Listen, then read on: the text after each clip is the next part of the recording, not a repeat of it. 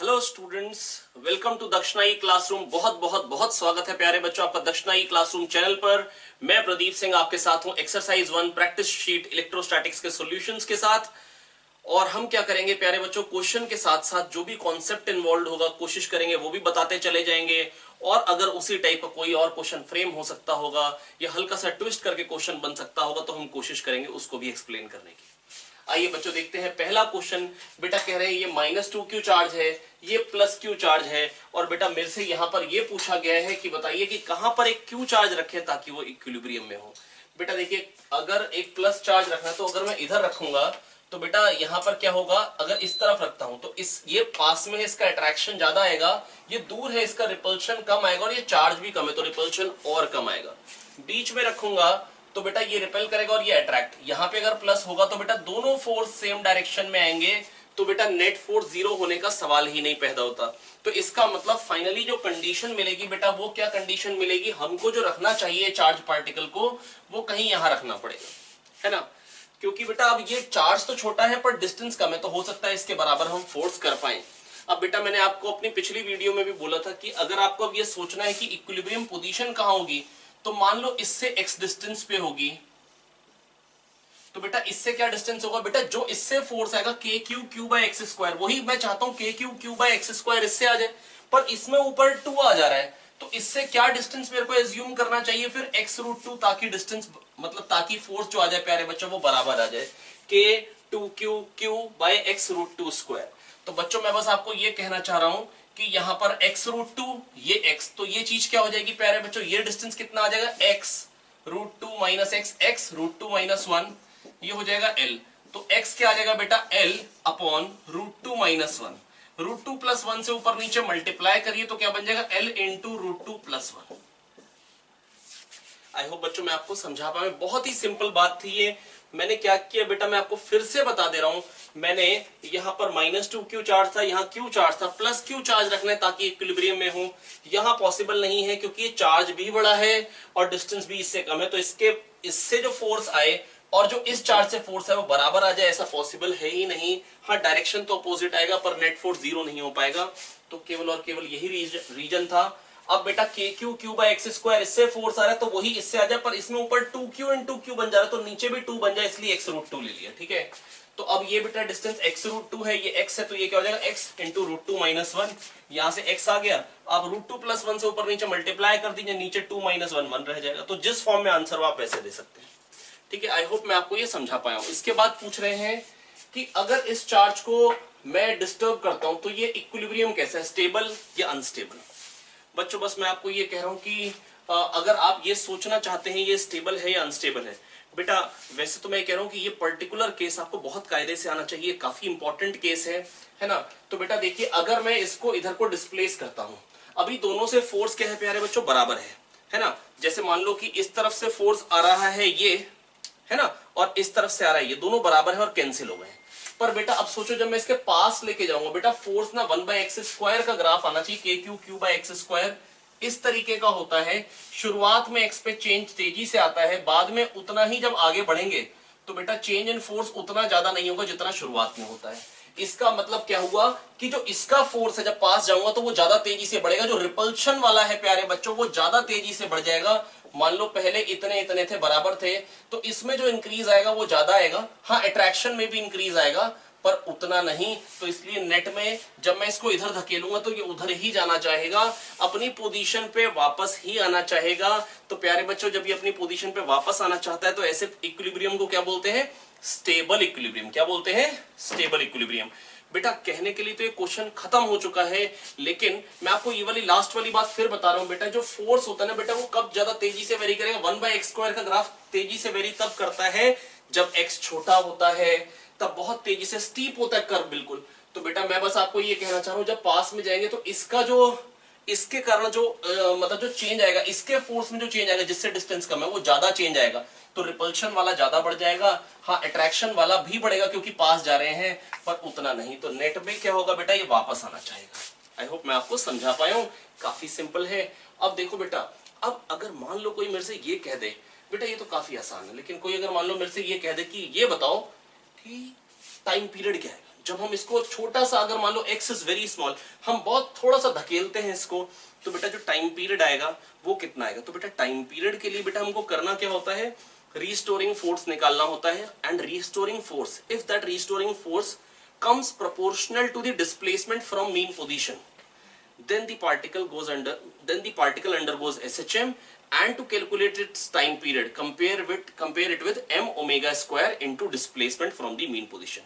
मतलब अगर जो रिस्टोरिंग फोर्स आ जाए वो displacement from the mean position के डायरेक्टली प्रोपोर्शनल आ जाए, अगर जो रिस्टोरिंग फोर्स आ जाए अगर वो डायरेक्टली प्रोपोर्शनल आ जाए displacement from the mean position के, तो बस बेटा आप उसको m omega square into displacement m omega square x के बराबर करें, ओमेगा निकालें, ओमेगा को 2π/t करें टाइम पीरियड। बच्चों मैंने आपको बता दिया कि जो इक्विलिब्रियम आएगा वो स्टेबल होगा। अगर मान लो कोई मेरे को कहता है कि मैंने थोड़ा सा इसको डिस्प्लेस किया लॉन्गिट्यूडनली और ये SHM कर रहा है, calculate the time period of the particle, है ना, अगर उसका मास m है तो कैसे करेंगे? बेटा देखो SHM तब होता है when displacement is proportional to when restoring force is proportional to displacement from the mean position, when restoring force is proportional to displacement from the mean position।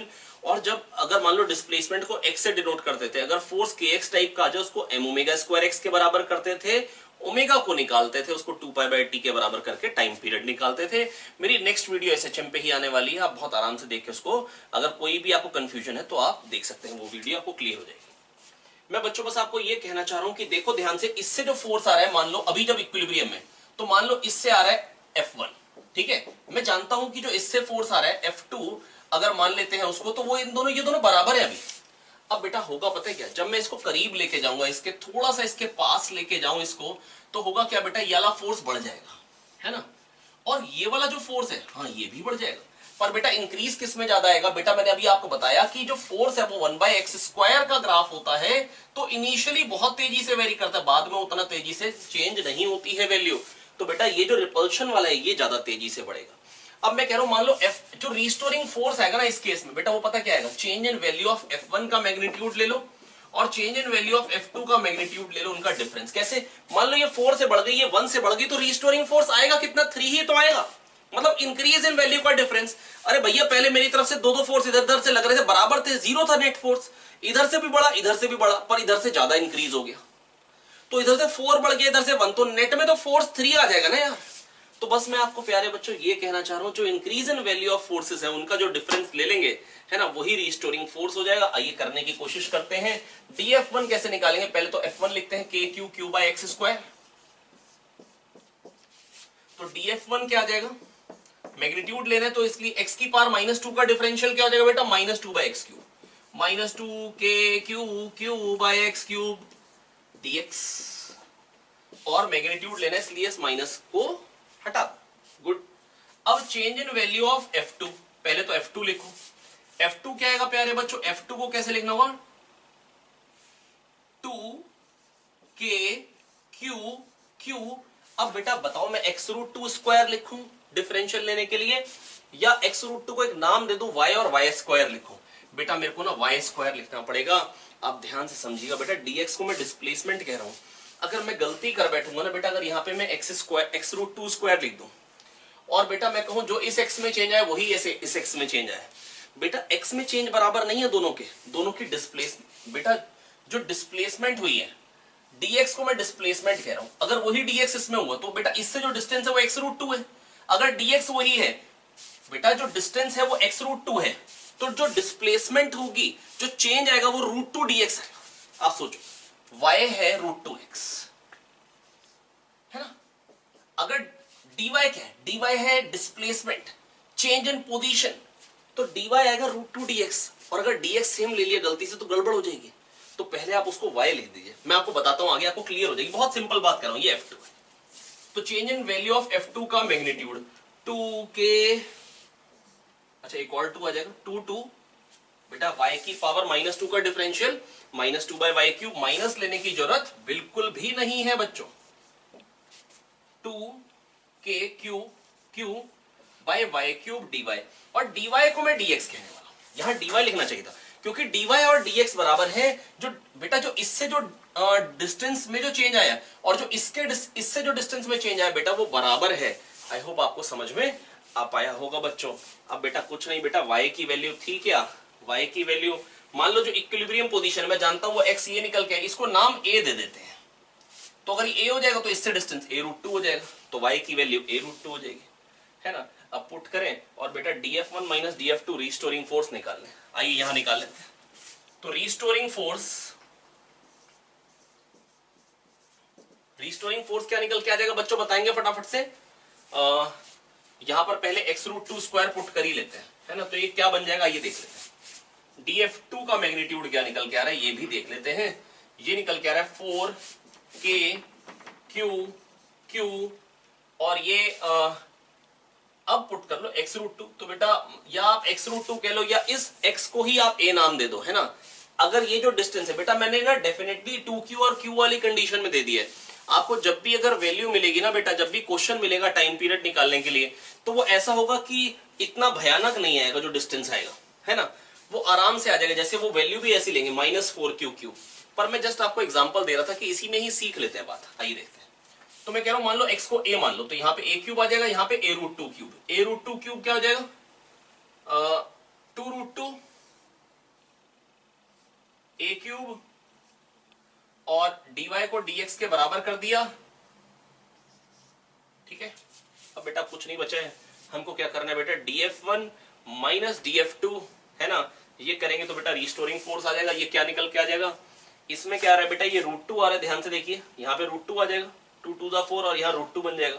सब वो वहां पे भी है, बस यहाँ पे 2 है, तो ये बन जाएगा 2 माइनस √2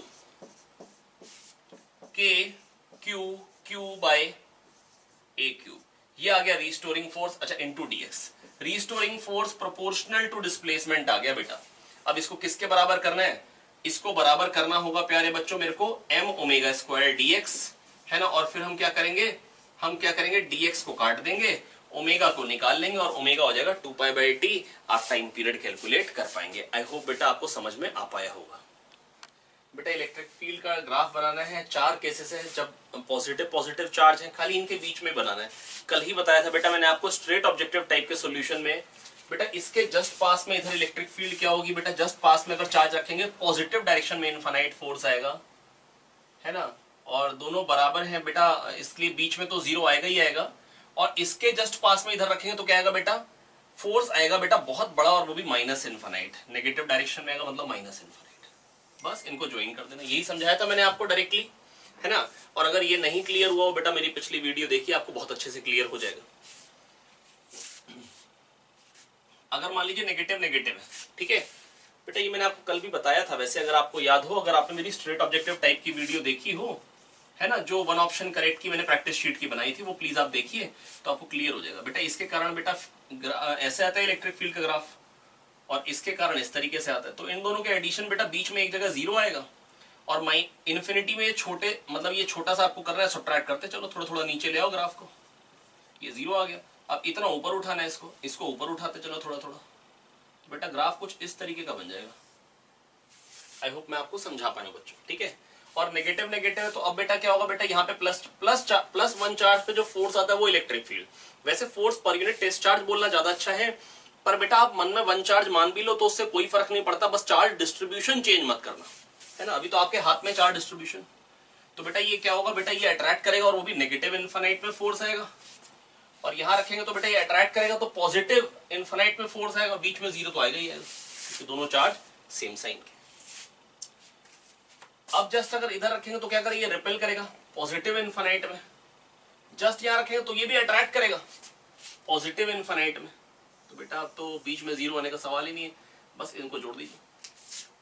आई होप मैं आपको समझा पाया हूं, है ना। लास्ट एक केस और था बेटा, वो वैसे नेगेटिव पॉजिटिव था, वो कोई खास दिक्कत नहीं, चलिए यहीं पे बना देते हैं। ये नेगेटिव है और ये पॉजिटिव है। अब कैसे करेंगे बच्चों, बेटा अब यहां रखेंगे तो ये नेगेटिव इनफाइनाइट में धकेलेगा, -इनफिनिटी फोर्स, और यहां रखेंगे तो भी ये अट्रैक्ट करेगा -इनफाइनाइट, और बेटा कभी भी 0 तो हो नहीं सकता, बस ये बन जाएगा, खत्म बात, u उल्टा बन जाएगा। आइए एक और कर लेते हैं, ताकि पिछले वाले क्वेश्चन की क्लैरिटी थोड़ी सी और आ जाएगी। अगर ये वाला अगर आप ग्राफ समझ लेते हैं तो उसका स्टेबल इक्विलिब्रियम देखने का तरीका मैं आपको एक और भी बता सकता हूं। अगर आपको उसका पूरा ग्राफ बनाना आ जाए तो। देखिए बच्चों, मैं कोशिश करता हूं आपको एक्सप्लेन करने की, बड़ी सिंपल सिंपल बातें हैं, मैं समझाने की कोशिश करूंगा। ये -2q है, हालांकि वहां पे स्मॉल q गिवन था, चलिए वही बना लेते हैं। और ये q था, इसके लिए अगर ग्राफ बनाना, मान लो कंप्लीट पूरा,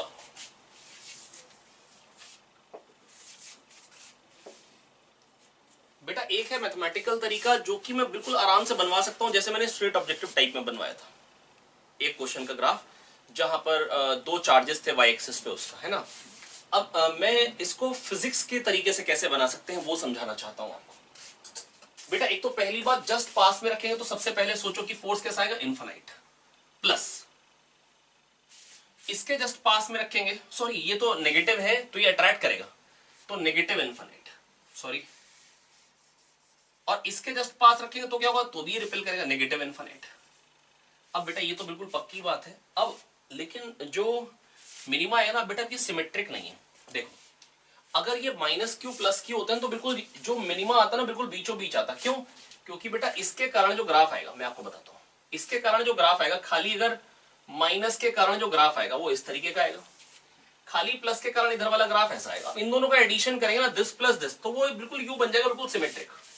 पर अब बेटा पता है क्या है, ये बड़ा है तो इसका फोर्स, जो इसकी जो फील्ड होगी ना, उसका मैग्नीट्यूड बड़ा होगा, तो वो कुछ ऐसे जाएगा। तो इन दोनों का एडिशन करेंगे तो बेटा वो जो मिनिमा आएगा ना, वो कुछ इधर को शिफ्ट हो जाएगा, जो मिनिमा आएगा वो कुछ इधर को शिफ्टेड होगा। ठीक है, ये पहली बात आ गई। अब इस तरफ को चलते हैं, पहले इस तरफ चल लीजिए। ये क्या कह रहे हैं, अट्रैक्ट करेगा प्लस इनफाइनाइट, ठीक है भाई। ये क्या करेगा, रिपेल करेगा प्लस इनफाइनाइट, ये तो आना ही था। अगर एक तरफ नेगेटिव इनफाइनाइट है तो दूसरी तरफ प्लस इनफाइनाइट, इधर को रिपेल करेगा, इधर को रिपेल करेगा। अब बेटा बस मैं आपको ये कहना चाह रहा हूं इन्फिनिटी पे, अब इन्फिनिटी पे सोच लो, इन्फिनिटी पे क्या हो। बेटा मैं आपको एक बात बताना चाहता हूं, ये ना एक कॉन्सेप्ट है, आप अगर ये बात मेरी समझ पाए, कैसा भी सिचुएशन हो, कोई भी सिचुएशन हो, मतलब कैसा भी चार्ज डिस्ट्रीब्यूशन हो, रिंग हो, डिस्क हो, होलो स्फीयर हो, सॉलिड स्फीयर हो, आर्बिट्रेरी शेप की बॉडी, इन्फिनिटी में जो इलेक्ट्रिक फील्ड होती है ना, वो होती है kq/x², where x is the distance of the charge, है ना। अगर x बहुत बड़ा है, x टेंड्स टू इनफिनिट है, तो बेटा कोई भी शेप हो वो kq/x² बन जाएगी। आप भले यहां बना के देख लीजिए, रिंग की इलेक्ट्रिक फील्ड क्या होती है, kqx/a² + x² की पावर 3/2। क्योंकि अगर x बहुत बड़ा है तो उसके सामने a नेग्लिजिबल हो गया, इसको इग्नोर करेंगे, ये क्या बन जाएगा, kqx और x² की पावर 3/2 x³। क्योंकि ये इग्नोर हो गया, x टेंड्स टू इन्फिनिटी की बात कर रहा हूं प्यारे बच्चों, तो ये क्या आ गया, kq/x²। जैसे पॉइंट चार्ज की इलेक्ट्रिक फील्ड आती है, बेटा आना ही पड़ेगा ना यार। अगर आपने कैसा भी शेप लिया, सोच के देखो, अगर आप बहुत दूर है तो ये जो एंगल आएगा ना, ये टेंड्स टू 0 हो जाएगा। तो एक की इलेक्ट्रिक फील्ड k dq/x², फिर cos θ 1 होता चला जाएगा। तो बेसिकली k dq/x² cos θ का जब इंटीग्रेशन करेंगे, cos θ 1 हो जाएगा, dq का इंटीग्रेशन q हो जाएगा, kq/x² आएगी। तो इन्फिनिटी से आप ये कह सकते हैं, हमको दिखेगा पॉइंट चार्ज और फील्ड भी पॉइंट चार्ज की। अगर दिखेगा पॉइंट चार्ज तो फील्ड भी पॉइंट चार्ज की। बिल्कुल सिंपल बात बताना चाह रहा हूं, आप किसी की भी फील्ड निकाल लीजिए, आपको डिस्क की मन करे डिस्क की निकाल लीजिए, है ना।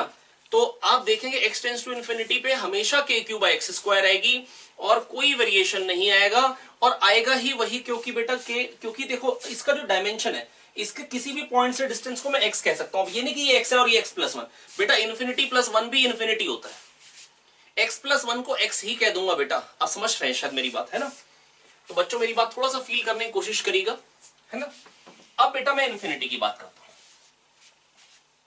अब मैंने आपको पहले ज्ञान क्या दे दिया, इन्फिनिटी में कोई भी चीज हो आपको क्या दिखाई देगी, पॉइंट चार्ज। अब यहां पे बेटा आप इस तरफ इन्फिनिटी में चले जाइए तो आपको क्या दिखाई देगा, -2q और q दिखाई देंगे, या 1 -q, 1 -q दिखाई देगा।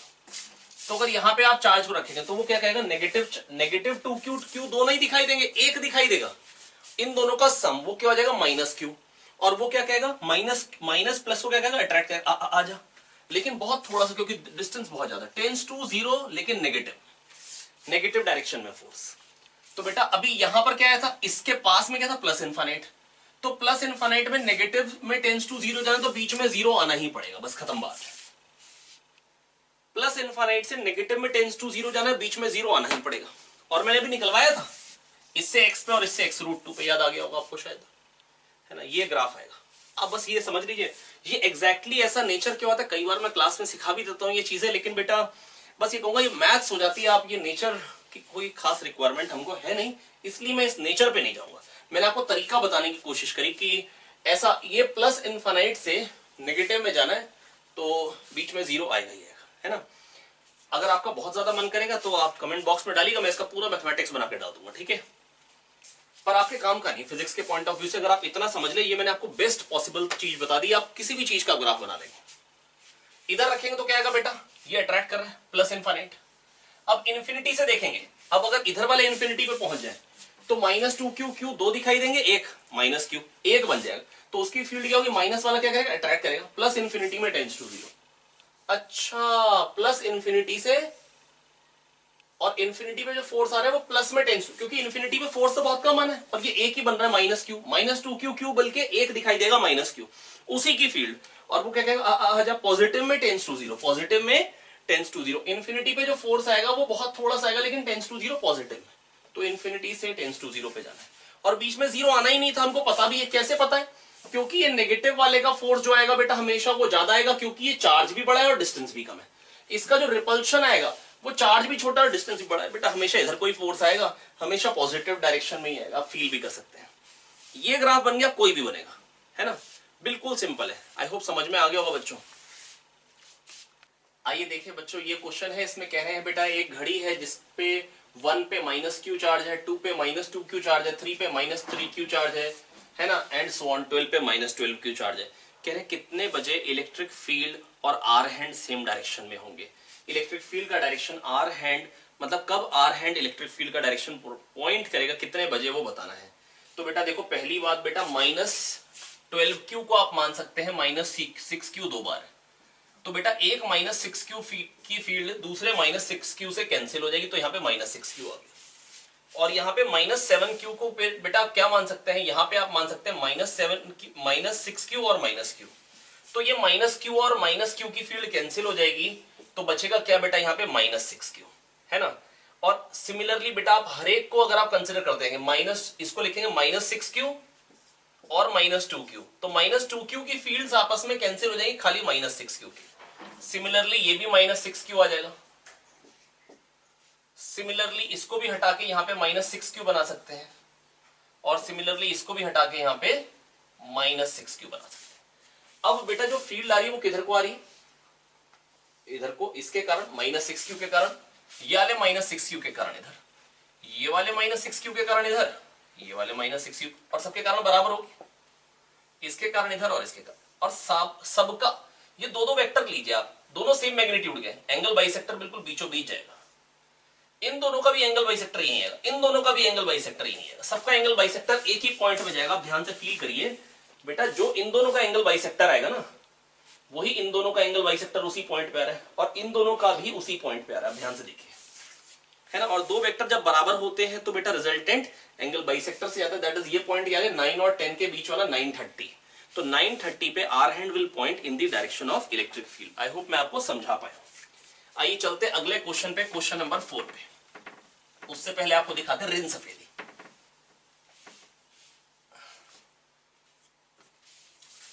तो क्वेश्चन नंबर 4 में बेटा हमको ज्ञान क्या यूज करना है, अगर एक पोजीशन वेक्टर r1 पे चार्ज पड़ा हो और p पे इलेक्ट्रिक फील्ड बतानी हो और p का पोजीशन वेक्टर r2 हो, तो r वेक्टर कैसे बताएंगे बेटा, जहां पे फील्ड बतानी है उसकी रिस्पेक्ट में पोजीशन वेक्टर p का क्या होगा r, तो r1 vector plus r vector is equals to r2 vector. I hope ये समझ में आ गया है। अब p पे फील्ड क्या है, kq/r² इंटू r कैप, और बेटा यूनिट वेक्टर कैसे निकालते हैं, वेक्टर को उसी के मैग्नीट्यूड से डिवाइड करके। आप इसको ऐसे भी कह सकते थे, p पे इलेक्ट्रिक फील्ड होती है kq/r³, मतलब r के मैग्नीट्यूड को r कह दिए, r वेक्टर के, और यहां पे क्या आ जाएगा r वेक्टर, है ना, क्योंकि r कैप को r वेक्टर बाय r का मैग्नीट्यूड कह सकते हैं। आई होप मैं आपको ये समझा पाया हूं। तो बेटा कैसे किया, r1 vector plus r vector is equals to r2 vector, r vector निकाल लेंगे, और r वेक्टर प्यारे बच्चों आपके पास आ गया, तो फिर उसके बाद कुछ नहीं बचा, सिंपल कहानी है। उसके बाद तो r वेक्टर आ गया r2 माइनस r1, तो kq/r² r कैप करना है, ठीक है। यहाँ पे कह रहे हैं 10 की पावर माइनस 9 कूलम एक चार्ज है, मान लो इसको ए नाम दे दिया है ना, ये ओरिजिन पे है, और दूसरा चार्ज है 2,0,0 पे। 3,1,1 पे इलेक्ट्रिक फील्ड का एक्स कंपोनेंट 0 है और उससे आपको क्यू निकालना है, ठीक है। और पूछ रहे क्या वहां पे वाई भी 0 है। आइए, तो पहली बात, इलेक्ट्रिक फील्ड ए की 3,1,1 पे क्या आएगी, के 9 इंटू 10 की पावर 9, क्यू 10 की power minus 9 by R cube, अभी समझाया। और आर क्यूब क्या हो जाएगा बेटा, 3,1,1 को ज्वाइन करने वाला वेक्टर क्या हो जाएगा, अंडर मतलब उसका मैग्नीट्यूड क्या हो जाएगा, under root of 3 square plus 1 square plus 1 square, magnitude आ गया, into 3i cap plus j cap plus k cap, R vector आ गया। क्योंकि ओरिजिन से 3,1,1 को ज्वाइन करने वाला वेक्टर तो directly 3i cap plus j cap plus k cap, नहीं तो वैसे तो हमको करना पड़ता है R2 माइनस R1 R निकालने के लिए। जैसे जब 2,0,0 से 3,1,1 को ज्वाइन करने वाला वेक्टर होगा तो बी वाली कंडीशन के लिए आर वेक्टर क्या बन जाएगा बेटा, 3i cap minus 2i cap, i cap बन जाएगा और plus j cap plus k cap, है ना। ये आर वेक्टर आ गया किसके लिए, बी वाले के लिए। तो 9 इंटू 10 की power 9 into cube by R cube, और आर का मैग्नीट्यूड क्या, √3, तो √3 का cube into R vector i cap plus j cap plus k cap. अब ex 0 कहां पे, 3,1,1 पे, तो ex को 0 करिए, ea प्लस eb का x कंपोनेंट 0 करिए, कैसे होगा, 9 इंटू 10 की पावर 9 इंटू 10 की पावर माइनस 9 था, सॉरी है 10 की पावर माइनस 9 इंटू 3 बाय ये क्या हो जाएगा बेटा, 9 11 क्यूब, ठीक है, प्लस 9 इंटू 10 की power 9 into Q by 3√3 is equal to 0। आप बहुत आराम से प्यारे बच्चों यहां से क्यू निकाल लेंगे। अब आप सोच के देखिए बेटा, अगर x कंपोनेंट 0 हो रहा है, दिस प्लस दिस 0 हो रहा है, तो बेटा j कैप का कोफिशिएंट यहाँ पे 1/3 है और वहां पे j कैप का कोफिशिएंट वही का वही है, तो बेटा सम 0 नहीं आ पाएगा, उस पॉइंट पे EY 0 हो ही नहीं सकता। आई होप मैं आपको समझा पाया हूं, नहीं आए तो बेटा आप क्वेश्चन के सॉल्यूशन को दोबारा देखिए। ज्ञान की बात ये बताई है KQ by R square R cap होता है, KQ by R square R cap होता है ना। R वेक्टर कैसे निकालेंगे, R1 पे अगर Q चार्ज है, R2 पे फील्ड निकालनी, तो R1 vector plus R vector equal to R2 vector. I hope मैं आपको समझा पाया हूं, ठीक है। R1 vector plus R vector equal to R2 vector, यहां से R वेक्टर निकाल लेंगे और KQ by R square R cap कर देंगे, R कैप को R vector by magnitude R, तो KQ by R cube into R vector. A की फील्ड निकालनी थी 3,1,1 पे, तो KQ 10 की power minus 9 by R square. अब 0 0 0 बेटा ये तो ओरिजिन पे ही था, से 3,1,1 को अब R2 माइनस R1 यहाँ पे करके क्या फायदा होगा, 3,1,1 minus 0 0 0 3i cap plus j cap plus k cap ही बनेगा, अपॉन इसके मैग्नीट्यूड का क्यूब करना है, सिंपल है, under root 3 square plus 1 square plus 1 square का क्यूब। और इसकी जो फील्ड आएगी यहाँ पे 3,1,1 पे KQ बाय R क्यूब। अब बेटा R2 माइनस R1 इस केस में कहेंगे तो क्या हो जाएगा, 3 माइनस 2 1 i कैप प्लस, क्योंकि 1 माइनस 0 प्लस 1 माइनस 0 तो बेकार है, तो i cap plus j cap plus k cap और उसका मैग्नीट्यूड का क्यूब √3 का क्यूब। x कंपोनेंट 0 करना तो इसका x का i कैप को कोफिशिएंट प्लस इसके i कैप को कोफिशिएंट लीजिए और उसको सम करके 0 कर दीजिए, वहां से q निकाल लीजिए। लेकिन जब ex 0 होगा तब ey 0 हो ही नहीं सकता, क्योंकि j कैप का कोफिशिएंट इसमें 1/3 हो गया पर इसमें सेम है ना। आई होप समझ में आ गया होगा बच्चों। क्वेश्चन नंबर 5 देखिए, आइए बच्चों देखते हैं ये क्वेश्चन क्या कह रहा है। यहाँ पे कह रहे हैं एक, वैसे तो बेटा देखो आधी रिंग है और कह रहे हैं एक साइड प्लस क्यू चार्ज और एक साइड माइनस क्यू चार्ज है, तो बेटा माइनस क्यू चार्ज क्या करेगा, अट्रैक्ट करेगा।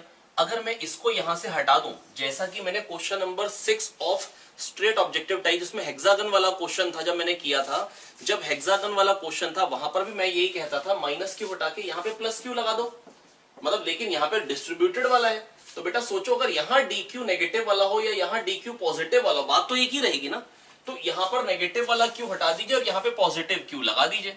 अब क्या हो गया, ट्यूब क्यू चार्ज हो गया, यहाँ पे फील्ड बतानी, तो काम आसान हो गया।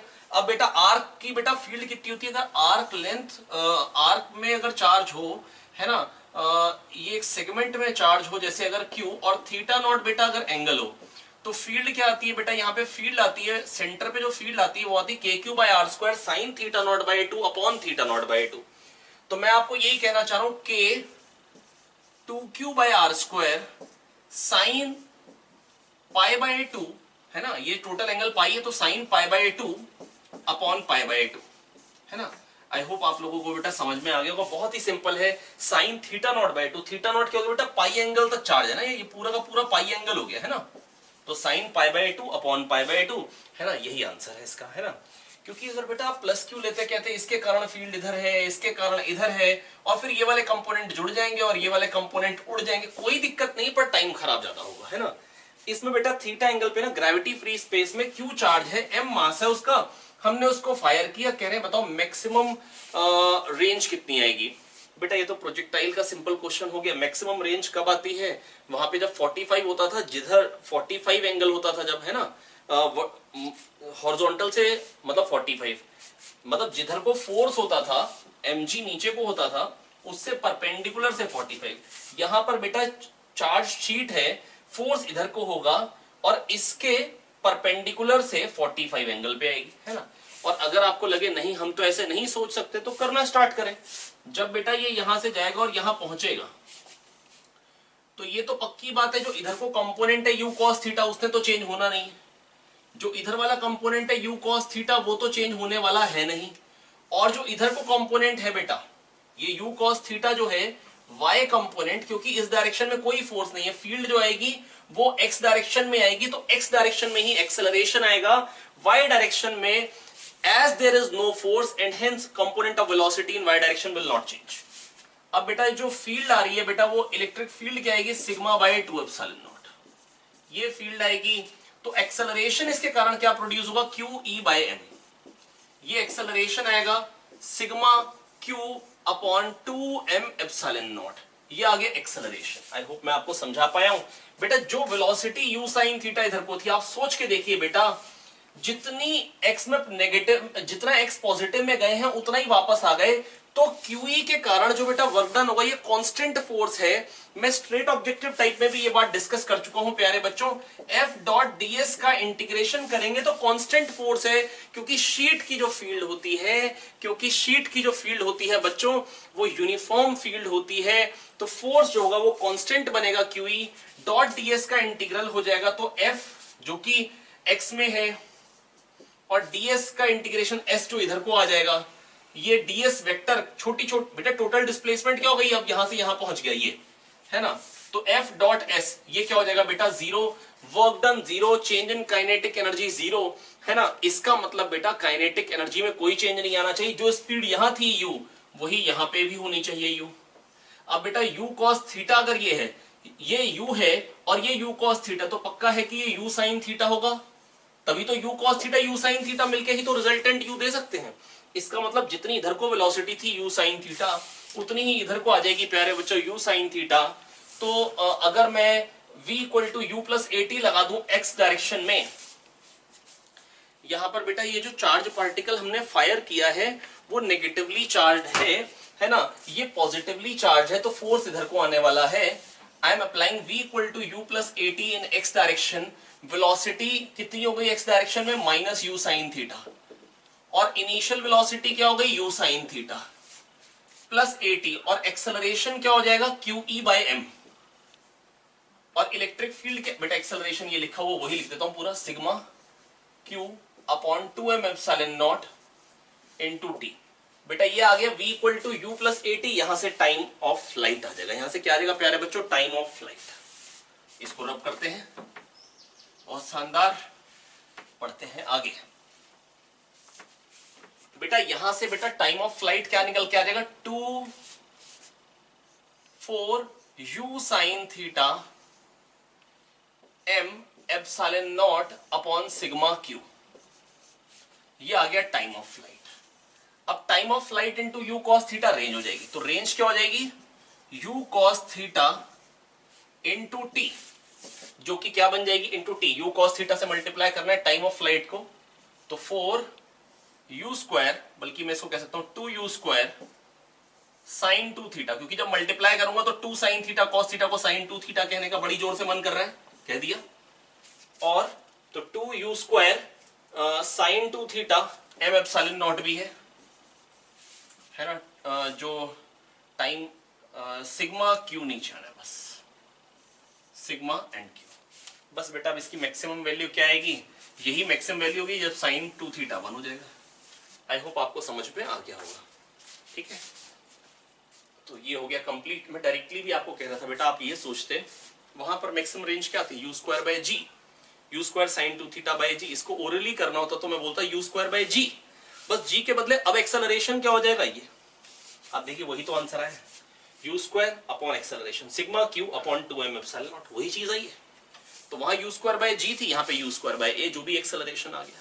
आई होप बच्चों मैं आपको समझा पाया हूं, है ना। आइए बच्चों देखते हैं क्वेश्चन नंबर 7। ये आपने प्रोबेबली थ्योरी में भी जरूर किया होगा जहां तक मेरे को मालूम है। बेटा ये क्यू चार्ज है, एक क्यूब के कॉर्नर पे है, आपसे पूछा गया है बताइए शेडेड पोर्शन से फ्लक्स, मतलब एक पोर्शन से फ्लक्स बताना है ये वाले। बेटा मैं आपको बस इतना ही कहना चाह रहा हूं, आप कोशिश करिएगा मेरी बात समझने की।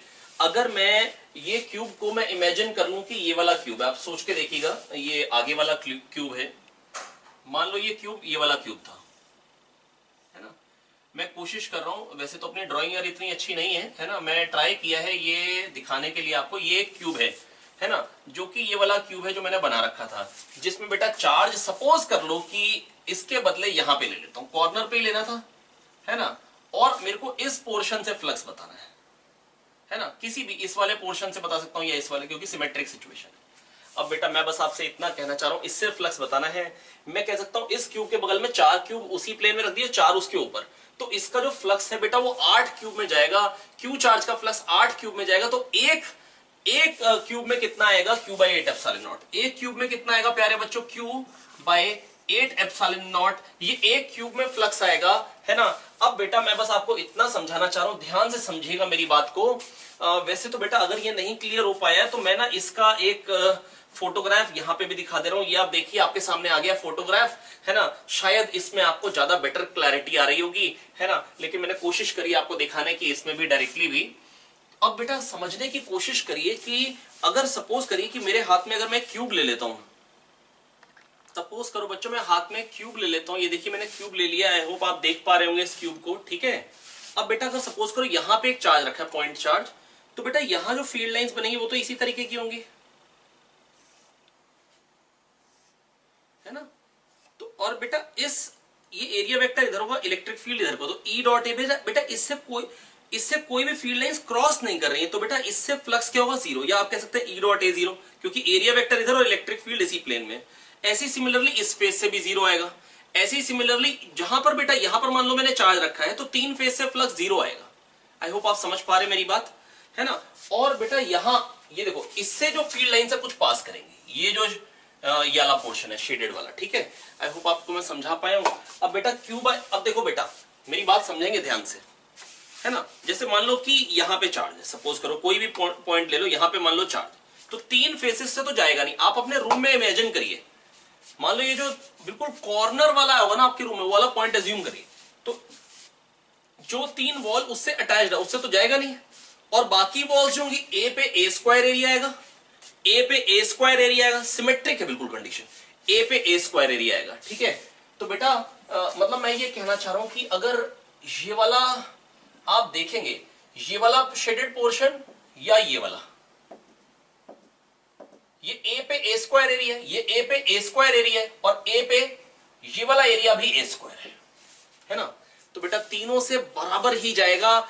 और बेटा एक में कितना आएगा, Q by epsilon not total flux होता है क्यू चार्ज से, तो एक क्यूब में आएगा क्यू बाय 8 एप्सिलॉन नॉट, है ना। और एक वॉल से कितना हो जाएगा, Q by 24 epsilon naught, Q by 8 epsilon naught upon 3, इसका भी 1/3। आई होप मैं आपको समझा पाया हूं। इस पे इसी तरीके के क्वेश्चन बनते हैं, है ना। तो ये आपको समझ में प्रोबेबली आ ही गया होगा, है ना। कभी कभी ऐसे पूछ लेते हैं, अगर इस पे ही मैं क्वेश्चन बताऊं, कभी कभी इस तरीके से पूछ लेते हैं, एक चार्ज है, मैं अगर आसान दूं तो, मैं अगर थोड़ा सा मुश्किल बनाना चाहूं तो पता क्या होगा, कह देंगे एक चार्ज पड़ा है 4,5,6 पे, है ना। और सपोज करो चार्ज है Q, मेरे को एक ट्राइंगल से फ्लक्स बताना है, और ट्राइंगल के कोऑर्डिनेट्स हैं 4,7,6, और दूसरे कोऑर्डिनेट जो है वो है 4,5,9, है ना। और तीसरा कोऑर्डिनेट है 11,5,6, है ना। तो बेटा अगर ऐसे दे देंगे तो आपको परेशान करने की कोशिश करते हैं, पर समझ लीजिएगा कि बेटा फ्लक्स में कोई खास मुशक्कत वाला क्वेश्चन बनता ही नहीं है। आइए इसको मिटाते हैं, पहले अब इसको समझाता हूं कैसे करेंगे, है ना। आइए देखिए बच्चों, तो बेटा इसको आप क्या करो, पहले तो जहां पे चार्ज है उसको हमेशा ओरिजिन मान लो, क्योंकि वो आपको खटाक से समझ में आ जाएगा ओरिजिन कहां पे है ना, है ना। यहां पे ओरिजिन है तो इसको 0 0 0 एज्यूम कर लो, तो बाकी कोऑर्डिनेट्स क्या हो जाएंगे। देखो इसको अगर 0 0 0 ले लिया तो इसमें से 4 5 6 घटाओगे तो क्या बन जाएगा बेटा, ये पहला कोऑर्डिनेट क्या हो जाएगा जरा बताइए, 0 2 6, 0 2 0, आई एम सॉरी 4 5 6। बेटा आपको शायद ओरिजिन शिफ्टिंग आती होगी, मैथ्स में आप लोग पढ़ते हैं कि अगर इसको 0 मान ले तो बेटा बाकी में से 4 5 6 घटाना पड़ेगा, क्योंकि इसमें से 4 5 6 अगर घटा रहे तो इनमें से भी 4 5 6 घटाते हैं। शायद आप समझ पा रहे होंगे बेटा, अगर मैं ओरिजिन यहां के बदले यहां ले आऊं, है ना, तो जितना कोई भी एक्स वाई था, जितना भी ये x1 अगर मैं इसको आगे ले आया तो x1 कम हो जाएगा एक्स कोऑर्डिनेट, और y कोऑर्डिनेट जो भी था ये y1 अगर मैं ऊपर ले गया तो बेटा y1 कम हो जाएगा, है ना। और सारे के सारे कोऑर्डिनेट्स ही उतने मतलब x1 y1 से ही कम होंगे। बच्चों बस मैं आपको यही समझाना चाह रहा था। अब बेटा मेरी बात समझिएगा ध्यान से, जो मैं समझाना चाह रहा हूं कि यहाँ पे 4 5 6 कम करेंगे तो क्या हो जाएगा 0 0 3, ये क्या हो जाएगा बेटा 4 5 6 कम करने से 7 0 0। तो बेटा एक एक्स एक्सिस पे पॉइंट है, एक वाई एक्सिस पे और एक जेड एक्सिस पे। आप कोशिश करिएगा मेरी बात समझने की, जो मैं कहना चाह रहा हूं बेटा एक्स वाई जेड एक्सिस पे 3 पॉइंट्स हैं। मैं कोशिश करता हूं, ये एक्स एक्सिस है ना, ये वाई एक्सिस है और बेटा यहां जेड एक्सिस है।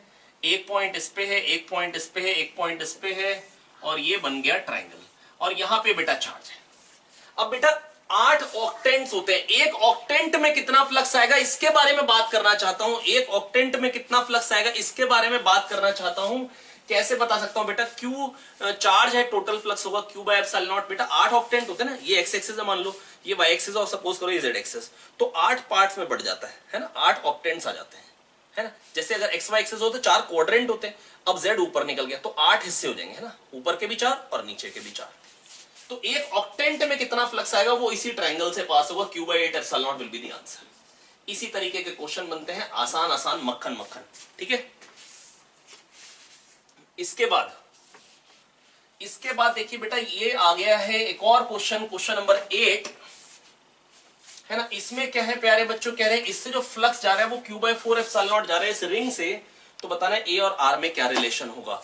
बेटा ऐसी चीजें मैं डिस्कस कर चुका हूं, अगर आपने मेरा ज्योमेट्रिकल ऑप्टिक्स का लेक्चर देखा तो वहां पर भी इसी तरीके की बात आती है, या अगर आपने ज्योमेट्रिकल ऑप्टिक्स का टीआईआर वाला क्वेश्चन कर रखा है, कितनी percentage of light that will come out of the surface वाला जो क्वेश्चन होता है वो भी इसी तरीके का होता है। ये क्यू चार्ज है और यहाँ एक रिंग है, मैं ये कह रहा हूं यहाँ पे आप एक स्फीयर एज्यूम कर लीजिए, जो इस स्फीयर के इस पोर्शन से बेटा जो फ्लक्स पास करेगा वो बेसिकली इसी रिंग से होके आ रहा है ना, मार्क कर देंगे, है ना, तो वो इसी रिंग से होके आ रहा है ना। तो बेटा मेरी बात सुनेंगे ध्यान से, अब ये क्या चीज है, ये ए है और ये आर है बच्चों, है ना, ये आर है और ये ए है। तो कैसे बताएंगे बेटा, ये मान लो रेडियस हो गया इसका कुछ भी, मतलब रेडियस √a² प्लस r² हो गया स्फीयर का। आप समझने की कोशिश करिएगा बेटा, अगर मैं यहां से अगर एक स्फीयर एज्यूम कर लूं, है ना, तो अगर यहां पे मैं एक स्फीयर एज्यूम कर लूं तो बेटा अगर मेरे को यहां पे अगर एक स्फीयर एज्यूम कर लूंगा तो बेटा क्या होगा कि जो इस स्फीयर के पोर्शन से फ्लक्स पास करेगा वही तो इस रिंग से होके आ रहा है। और बेटा Q by epsilon not total flux है 4 पाई, जो भी अगर इसका रेडियस क्या है √a² प्लस r², एक बार रेडियस को x मान लेते हैं, तो Q by epsilon not flux आ रहा है 4 पाई x² एरिया से, है ना। तो वन एरिया से क्या हो जाएगा Q by epsilon naught upon 4 pi x²। बेटा पूरी सिमेट्रिक कंडीशन है, हर एरिया से बराबर होगा, सेंटर पे है स्फीयर के, तो बेटा Q by epsilon not total flux है, हर एरिया से बराबर हुआ, Q by epsilon naught upon 4 pi x² one area से हो गया, और ये वाला एरिया कितना होगा बेटा 2 पाई x², 1 माइनस कॉस थीटा। आई होप ये बात मालूम होगी। अगर थीटा पोर्शन का अगर ऊपर एरिया ले लें, थीटा पोर्शन से काटे जो ऊपर कर्व्ड सरफेस आएगा उसका जो एरिया होता है वो होता है 2 पाई r², 1 माइनस कॉस थीटा। ये काटेंगे, ये 2 आ जाएगा, Q by 2 epsilon naught 1 minus cos theta, और कॉस थीटा क्या हो जाएगा a upon under root A square plus R square.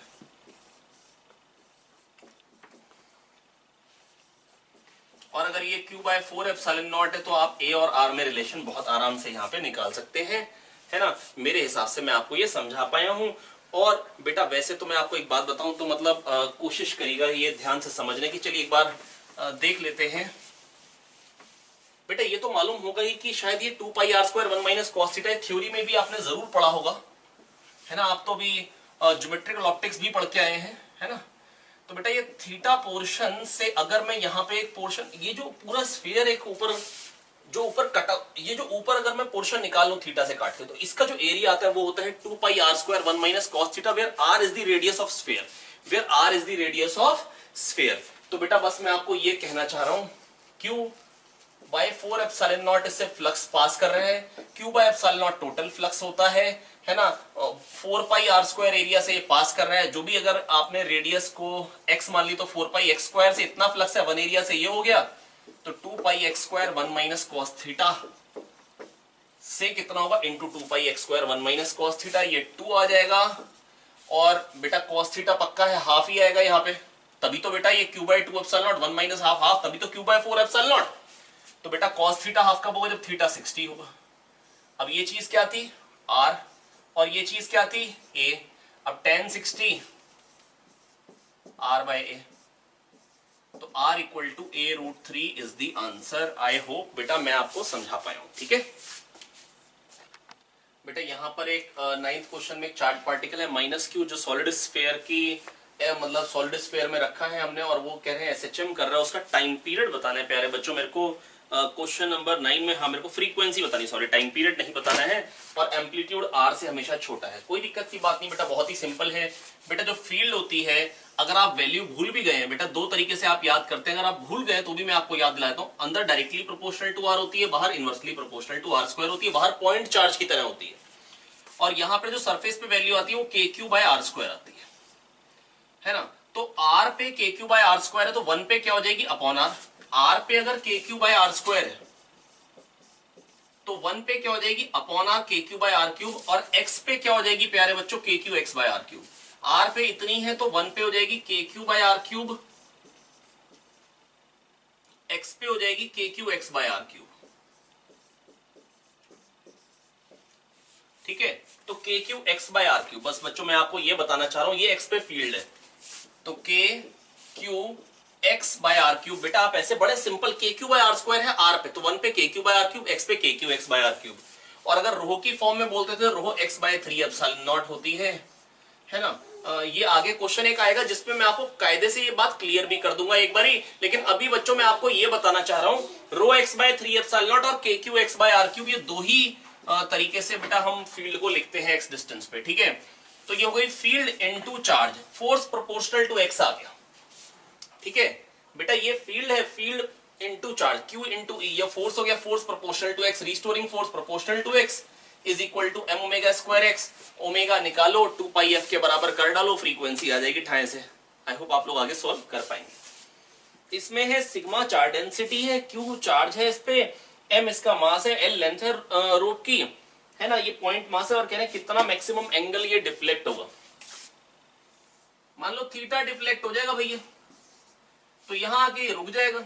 अब भैया अगर ये रुक गए, यहाँ पे आके साहब अगर मान लो रुक गए, तो बेटा बस मैं आपको ये कह रहा हूं, initially particle was release from rest, है ना, पकड़ा हुआ था छोड़ दिया, रिपल्शन से दूर गया, तो बेटा बस मैं आपको यही कहना चाह रहा हूं, total work done change in kinetic energy, लेकिन इनिशियल भी जीरो थी और फाइनली वहां जाकर रुक गया, फिर वापस आने वाला है, तो बेटा फाइनली भी zero, change in kinetic energy zero, तो टोटल वर्क डन जीरो है।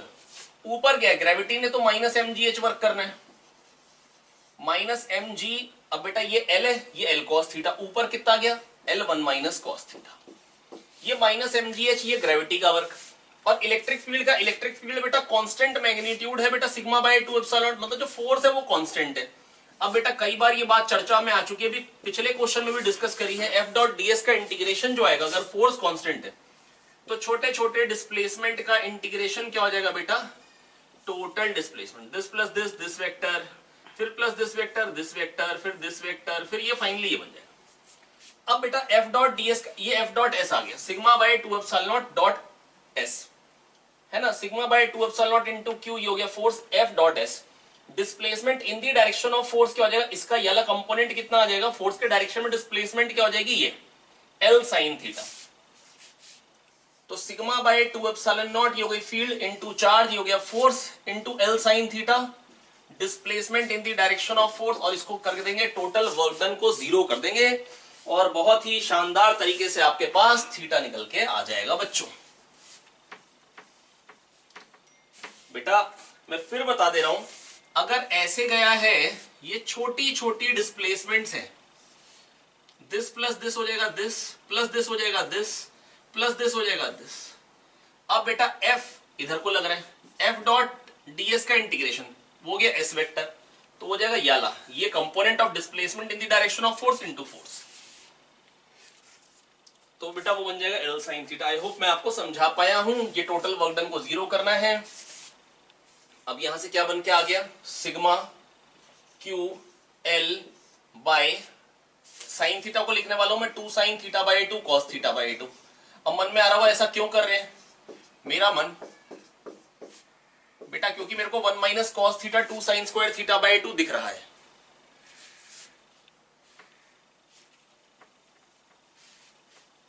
ठीक है, और वहां पर उस साइड क्या दिख रहा है प्यारे बच्चों, by 2 epsilon naught M G L 1 minus cos theta हो जाएगा 2 साइन स्क्वायर थीटा बाय 2। अब बेटा कुछ नहीं, बेटा 2 को काटो, 2 साइन थीटा बाय 2 को एक बार काटो, अच्छा 2 कहां से कटेगा, 2 नहीं कटेगा, सॉरी, है ना। अब बेटा कुछ नहीं, tan थीटा बाय 2 की वैल्यू आपके सामने आ चुकी है, tan theta by 2 is equals to sigma Q L by M G 2 M G L, अच्छा एल भी गया, 2 एम जी एप्सिलॉन नॉट। बेटा यहां से tan इनवर्स समथिंग आएगा, फिर इनटू 2 हो जाएगा, twice of tan inverse something type का आंसर आ जाएगा। आई होप मैं आपको समझा पाया हूं बच्चों। बेटा कह रहे हैं एक माइनस क्यू चार्ज है जिसका मास m है, यहां से रिलीज किया एक्सिस पे, जब वो सेंटर पे पहुंचेगा तो उसकी रफ्तार कितनी हो जाएगी, स्पीड के बारे में बात करें क्वेश्चन नंबर 11 में। आइए बच्चों देखते हैं कैसे कर सकते हैं, बहुत ही सिंपल क्वेश्चन है।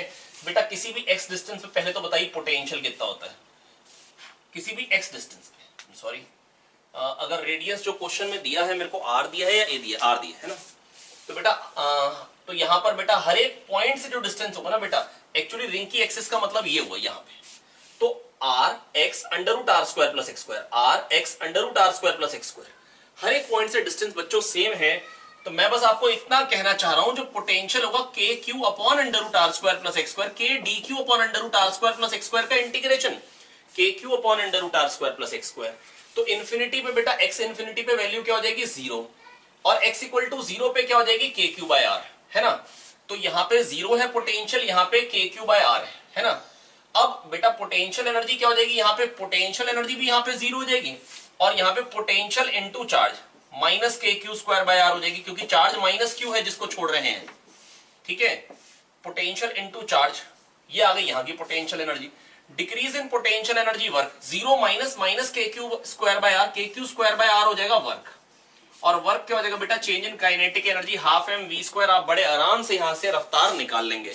बेटा decrease in potential energy work होता है, भैया मैं आपको बड़ी बार बता चुका हूं, मैं अभी घर से आया था 4 परोठे खा के बेटा 400 जूल एनर्जी लेके, अब 100 जूल बाकी है, दैट इज पढ़ाने में 300 खर्च हो गई है, ठीक है बच्चों, आ गया होगा समझ में, ठीक है।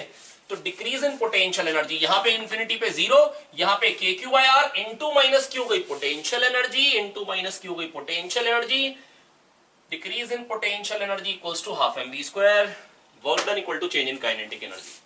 अगला क्वेश्चन भी इसी टाइप का, ये क्वेश्चन नंबर 12 प्यारे बच्चों, इसमें कह रहे हैं 20 पे जब पार्टिकल है एक रॉड से, इनफाइनाइट लेंथ की रॉड से, जिसपे चार्ज डेंसिटी लेमडा मैंने मान ली, यूनिफॉर्मली डिस्ट्रीब्यूटेड चार्ज है, तो उस पर फोर्स लग रहा है 100 newton, lambda upon 2 pi epsilon naught r ये होती है field, electric field into charge हो गया फोर्स, फोर्स आ गया 100, ठीक है। अब कह रहे हैं जब यहां से उसको छोड़ा, जब वो 40 पे पहुंचेगा तो उसकी रफ्तार क्या हो जाएगी। अरे भैया वही क्वेश्चन हो गया, जब वो x पे आएगा तो फोर्स क्या हो जाएगा, lambda upon 2 pi epsilon naught x हो जाएगी इलेक्ट्रिक फील्ड, ये हो जाएगी electric field, electric field into charge हो गया फोर्स, f dx का इंटीग्रेशन करना पड़ेगा क्योंकि फोर्स वेरिएबल है, that is lambda q upon 2 pi epsilon naught x dx. इसका इंटीग्रेशन करेंगे 0.2 से 0.4, ये बेटा 1 अपॉन एक्स का ln x, ln 0.4 minus ln 2 क्या हो जाएगा ln 0.4 बाय 0.2। यार a से b ln b by a की वैल्यू क्या आ गई 2, तो 20 ln 2 वर्क आ गया। Work done equal to change in kinetic energy half mv square. अब बेटा इसको कर रहे हैं तो पॉइंट हटाओ, यहाँ पे 0 लगाओ, 400 आ जाएगा, तो v की वैल्यू क्या जाएगा अंडर रूट ऑफ 400 हो जाएगा 20 under root ln 2। I hope बच्चों मैं आपको समझा पाया हूं, नहीं आया हो तो आइए फिर से देखते हैं बेटा, है ना। कुछ लोग बड़ा गंदा सा मुंह बना रहे हैं, शायद समझ नहीं पाए हैं। आइए बेटा फिर से बात सुनिए। हाँ बेटा आपसे कह रहा हूं बेटा, जो सो गए थे ना बेटा एक बार फिर से देख लो, मैं फिर बता रहा हूं बेटा। किसी x डिस्टेंस पे जब होगा तो बेटा फील्ड कितनी होगी, lambda upon 2 pi epsilon naught x, बेटा ये फील्ड होगी into charge force f dx, छोटा सा वर्क है ना। अगर a से b इंटीग्रेट करूंगा तो बेटा क्या निकल के आएगा, आई am sorry, lambda q upon 2 pi epsilon not ln b minus ln a ln x आएगा ना। तो a से b log b minus log a बेटा, upper limit minus lower limit, log b by a आएगा, जो कि यहाँ पे बेटा 40/20 बेटा 2 आएगा बेटा, कह दो आ गया यार, है ना। और lambda upon 2 pi epsilon not 0.2, ये यहाँ पे फील्ड हो गई इनटू चार्ज फोर्स हो गया, और फोर्स 100 है, कह रहे एक्सपीरियंस कर रहा है। यहाँ से lambda q upon 2 pi epsilon not की वैल्यू निकाली और 28 से यहाँ पे डाली 20, है ना। अब ये 200 कैसे हो गया था, बेटा पॉइंट हटाया था, वापस से पॉइंट जिंदा हो जाओ और 0 तुम वापस से गायब हो जाओ। आई होप बच्चों आपको समझ में आ गया। ये बच्चों देखते हैं क्वेश्चन नंबर 13।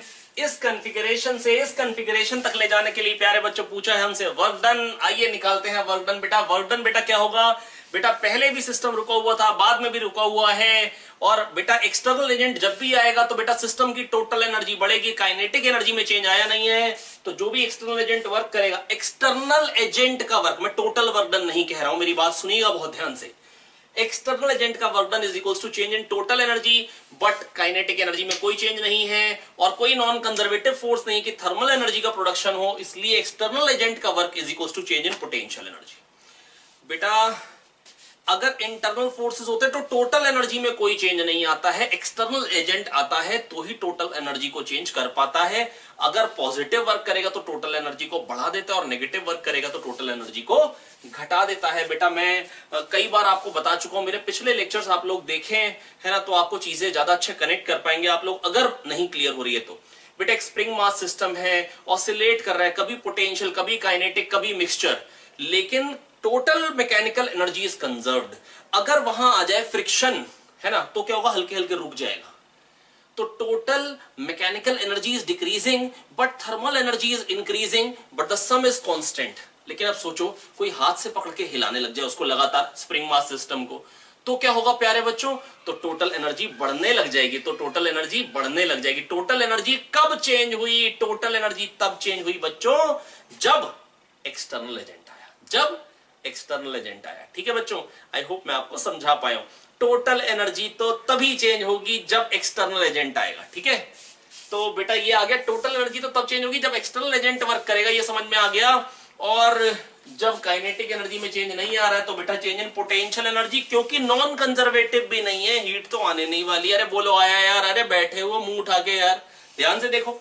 तो एक्सटर्नल एजेंट का work equal to change in potential energy. इस केस में initial potential energy k q square by a वाले कितने एक्सप्रेशन आएंगे, ए डिस्टेंस पे 1 2 3 4, गुड। और ए रूट 2 वाले कितने आएंगे, 1 और 2, k q square by a root 2 वाले 2। टोटल 6 एक्सप्रेशन होने चाहिए थे, वही आ रहे nn माइनस 1/2, यही सीखा था ना। nc2 एक्सप्रेशन आते याद आ गए, nn माइनस 1/2। और इसमें कितने बेटा, फाइनल कितनी हो गई, अभी भी तो स्क्वायर के ही एज पे है, पर अब स्क्वायर की जो साइड लेंथ है वो ए रूट 2 है प्यारे बच्चों, तो ए के बदले ए रूट 2 कर दो। तो फाइनल पोटेंशियल एनर्जी कैसे लिखोगे, k q square by a root 2।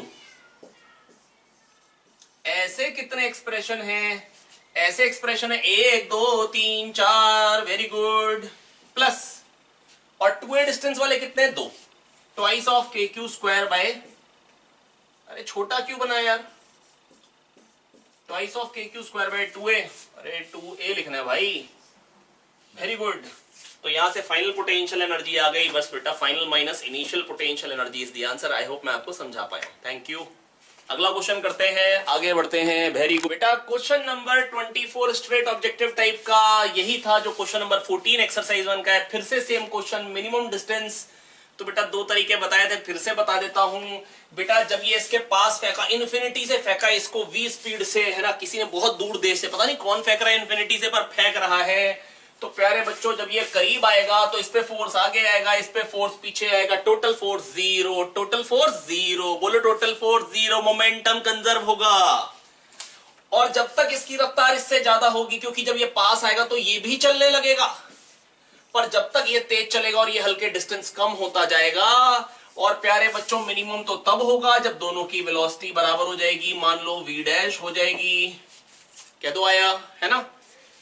Minimum distance तो तभी होगा ना, क्योंकि उसके बाद क्या होगा बेटा, इसकी रफ्तार और बढ़ेगी, रिपल्शन। ये इसको घूर रहा है जोर से, है ना, और ये फिर इसकी रफ्तार बढ़ेगी, और ये इसको घूर रहा है, इसकी रफ्तार घटेगी। मतलब फोर्स लगा रहे हैं ना भैया, रिपल्शन है, दो पॉजिटिव चार्जेस है, पॉजिटिव पॉजिटिव में तो रिपल्शन ही होता है, ना हो तो गड़बड़ है। आइए देखिए प्यारे बच्चों, हम आपको ये कहना चाह रहे हैं, ये क्यू है, ये यम है, ये क्यू है, ये यम है। अब बेटा अब इसके बाद तो क्या होगा, इसकी रफ्तार और बढ़ेगी, फिर डिस्टेंस बढ़ने लग जाएगा। जब तक पीछे वाले की रफ्तार ज्यादा होगी डिस्टेंस कम हो रहा होगा, जब बराबर हो गई तो मिनिमम डिस्टेंस होगी। जब तक पीछे वाले की रफ्तार ज्यादा होगी डिस्टेंस कम होगा, घटेगा। मिनिमम कब होगा, जब बराबर हो गई। क्यों, उसके बाद फिर से बढ़ेगा, रिपल्शन के कारण इसकी रफ्तार फिर बढ़ेगी। आई होप मैं आपको समझा पाया हूं।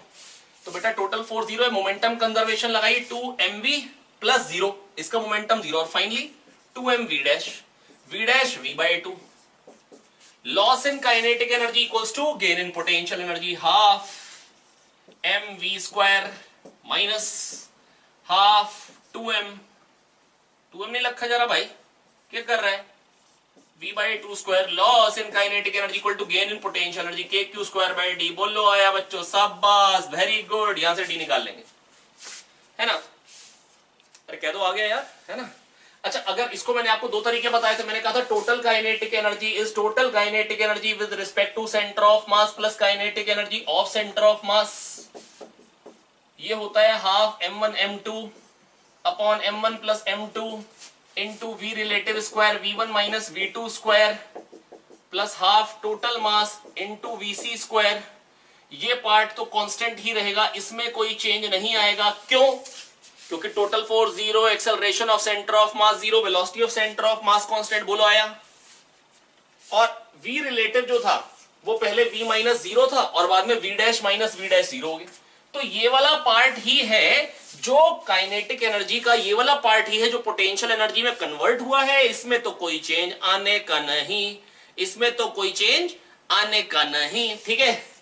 अब बेटा आइए देखिए, बात सुन लेते हैं। एक्चुअली हम भी बोर हो जाते हैं, थोड़ी देर कैमरे से मस्करी कर रहे हैं। अब आइए, तो प्यारे बच्चों ये पहले वाला बेकार तरीका मिटो दिया जाए, बहुत शानदार, शाबाश, वेरी गुड। अब बेटा लॉस इन काइनेटिक एनर्जी क्या है, half m by 2 v relative square. v relative square क्या हो जाएगा, v रिलेटिव स्क्वायर हो गया बेटा v माइनस जीरो। यही तो है बेटा, पहले ये काइनेटिक एनर्जी थी प्लस kc थी, बाद में kc हो गई और ये वाला पार्ट जीरो हो गया क्योंकि v रिलेटिव जीरो हो गया। तो लॉस क्या आता है, यही तो आता है 1/4mv स्क्वायर। अरे कह दो बच्चों आया, बराबर k q1 q2 bye r d कह दो, मिनिमम डिस्टेंस। यहां से d निकाल लेंगे ठाए से। कैसे निकालेंगे, ठाए से। आपको ठाए से ना आता हो तो लिख के निकाल लो फिर, है ना। ओके, चलो अगले क्वेश्चन पे चलते हैं। सब आइए बच्चों देखिए, बहुत शानदार तरीके से देखिए, हमने क्वेश्चन लिख दिया आपके सामने दो। क्वेश्चन नंबर 15, आइए देखते हैं। v1 greater than v2। प्यारे बच्चों v1 v2 से बड़ा है, पूछा है कहां पे इलेक्ट्रिक फील्ड ज्यादा होगी, इसके बारे में चर्चा करना चाह रहे हैं। बेटा देखो, इक्वी पोटेंशियल सरफेस है, उससे परपेंडिकुलर होती है फील्ड, ठीक है। तो फील्ड लाइंस कुछ इस तरीके की होंगी, है ना। अब परपेंडिकुलर बनानी है, अगर हमसे कहीं ना बनी हो तो हमने दिखा दिया, ये इसका मतलब परपेंडिकुलर है। आपको लग रहा हो या ना लग रहा हो, हमें कोई फर्क नहीं पड़ता है, ठीक है बच्चों। चलिए आइए देखिए, मतलब मैं आपको ये समझाना चाह रहा हूँ। अच्छा बेटा मैं आपको बस ये बताना चाह रहा हूँ बेटा, इक्विपोटेंशियल सरफेस ना बेटा, ये v1 है, ये v1 अगर v2 से बड़ा है या कुछ भी कह लो, v2 v1 से बड़ा है, उससे इस क्वेश्चन में कोई इफेक्ट नहीं पड़ने वाला है। बस जो फील्ड होती है वो from higher equipotential surface to lower equipotential surface होती है। तो v1 ग्रेटर देन v2 से खाली मतलब, हालांकि आंसर में कोई चेंज नहीं आएगा। कहां फील्ड ज्यादा है बेटा, मेरी बात सुनिएगा ध्यान से। जहां इक्विपोटेंशियल सरफेस पास पास होते हैं ना, वहीं फील्ड लाइंस भी पास पास बनाई जाती हैं, फिर दूर फिर और दूर, है ना। अब प्यारे बच्चों ऐसा क्यों, बेटा मैं आपको बताता हूं। देखो सबसे पहली बात बेटा, जैसे पॉइंट चार्ज होता है तो इक्विपोटेंशियल सरफेस हम बोलते हैं स्फेरिकल। क्यों क्यों बोलते हैं बेटा स्फेरिकल, है ना बेटा? इसलिए प्यारे बच्चों हम बोलते हैं इक्विपोटेंशियल सरफेसेस स्फेरिकल होते हैं, क्योंकि बेटा इक्विपोटेंशियल सरफेस ऐसा सरफेस होता है जिसपे जब चार्ज पार्टिकल मूव करता है तो उस पे इलेक्ट्रिक फील्ड जीरो वर्क करती है। अब जीरो वर्क अगर करवाना है, फील्ड है, फोर्स है, जीरो वर्क कर रही है, इसका मतलब हमको फोर्स से परपेंडिकुलर चलना पड़ेगा। इसका मतलब हमको फोर्स से परपेंडिकुलर चलना पड़ेगा, ठीक है। आगे समझ में नहीं आ गया? तो फोर्स से परपेंडिकुलर चल रहे हैं, बिल्कुल सही, शानदार, है ना। अब बेटा देखो यहां से यहां जाने में जो वर्क होना है, जो पोटेंशियल डिफरेंस होता है, वन चार्ज को एक पॉइंट से दूसरे पॉइंट पे ले जाने में जो इलेक्ट्रिक फील्ड वर्क करेगी वो पोटेंशियल डिफरेंस। तो पोटेंशियल डिफरेंस यहां और यहां में और यहां में से, मान लो ये 100 वोल्ट वाला पोटेंशियल इक्विपोटेंशियल सरफेस है, 80 वाला सपोज करो, तो 20 का वर्क होना वन चार्ज पे। और अगर क्यू चार्ज होगा तो क्यू इंटू 20 पर सेम होना है। अब जहां पे बेटा इतने से में उतना वर्क हो रहा है, यहां पे इतने डिस्टेंस में उतना हो रहा है, तो ई इंटू डी वर्क है। तो अगर डी ज्यादा है तो ई कम होगा, यहां पे यहां ई कम होगा, यहां ज्यादा और यहां और ज्यादा। तो जितने इक्विपोटेंशियल सरफेस पास पास उतनी फील्ड लाइंस पास पास उतनी फील्ड ज्यादा, क्योंकि वही वर्क वही वर्क वही वर्क वही वर्क ज्यादा डिस्टेंस, इसका मतलब फील्ड कम, वही वर्क कम डिस्टेंस, इसका मतलब फोर्स ज्यादा फील्ड ज्यादा और ज्यादा। तो बेटा फील्ड यहां ज्यादा होगी। आई होप मैं आपको समझा पाया हूं। इसमें कह रहे हैं क्यू चार्ज को यहां से लेके यहां पे आना है, कांस्टेंट पावर सप्लाई कर, कितना टाइम लगेगा, कितना टाइम लगेगा बच्चों? टी। कितना लगेगा? टी। शानदार। कैसे करेंगे? अब बेटा यहां था, इसकी पोटेंशियल एनर्जी क्या थी? के क्यू स्क्वायर बाय ए कितना है? 1, है ना, इंटू 2, दो के कारण, दो से एसोसिएटेड थी। और जब वो यहां पे आ जाएगा तो डिस्टेंस हाफ हाफ हो गया, तो कितनी हो जाएगी प्यारे बच्चों? ये इनिशियल पोटेंशियल एनर्जी। और फाइनली कितनी हो गई? ट्वाइस ऑफ के q square by half. Very good, ये आ गई फाइनल। तो बेटा 4 के क्यू स्क्वायर हो गई 2 के क्यू स्क्वायर से, तो इंक्रीज कितने का आया? 2 के क्यू स्क्वायर। और work done by external agent अभी बताया था, इंक्रीज इन टोटल एनर्जी, बेटा वैसा ही तो केस आ गया है। तो टोटल एनर्जी में क्या इंक्रीज आया? 2 के क्यू स्क्वायर। ये इंक्रीज, अरे डेल्टा यू कर रहा हूं भैया, 4 - 2 2, इतनी मैथ्स आती है अपने को, है ना। अब कितनी देर में होगा ये वर्क करना है? 1 सेकंड में 1000 कर रहे हैं तो टी सेकंड में 1000 टी, मान लो टी टाइम में कर रहे हैं। अब के 9 × 10⁻⁹ बचपन से पता है, क्यू 0.1 क्वेश्चन में गिवन है, एक ही अननोन है टी, और एक तो अननोन होना ही चाहिए, नहीं तो कंफ्यूजन हो जाती, निकाले क्या? एक तो देना ही पड़ेगा ना भैया अननोन। शाबाश, हो गया। चलो चलते हैं अगले क्वेश्चन पे। आइए प्यारे बच्चों देखते हैं, 16 क्वेश्चन हो चुके हैं, 17th क्वेश्चन आपके सामने है बच्चों। आइए फटाफट से करते हैं इसको। यहाँ पे कह रहे हैं डाइपोल पे फोर्स निकालना है। डाइपोल पे फोर्स कैसे निकालेंगे? फोर्स कैसे निकालेंगे? आइए चालू करते हैं बेटा। देखिए मैं आपको याद दिलाता हूँ बेटा, एक बार की बात है, मेरे को एक डाइपोल मिला, हमने उसको कहा हाय, उसने भी आगे से हमको कहा हाय, ठीक है। हमने कहा कि भैया तुम कहाँ रखे हो? कहता हम इलेक्ट्रिक फील्ड में रखे हुए हैं। मैंने कैसी इलेक्ट्रिक फील्ड है? यूनिफॉर्म है या नॉन यूनिफॉर्म है? कहते अगर यूनिफॉर्म होगी फिर। मैंने कहा फिर तुम पे नेट फोर्स 0 होगा। कहते कैसे? काहे? मैंने कहा देखो भैया देखो, अगर यूनिफॉर्म हुई तो तुम माइनस प्लस चार्ज हो, जितना एक पे क्यू इधर को आएगा, अगर मान लो इधर को इलेक्ट्रिक फील्ड है ना, तो दूसरे पे क्यू इधर को आएगा, काटते टोटल क्या आ जाएगा? 0। टोटल क्या आ जाएगा बेटा? 0। लेकिन अगर मान लो नॉन यूनिफॉर्म हुई फिर क्या होगा?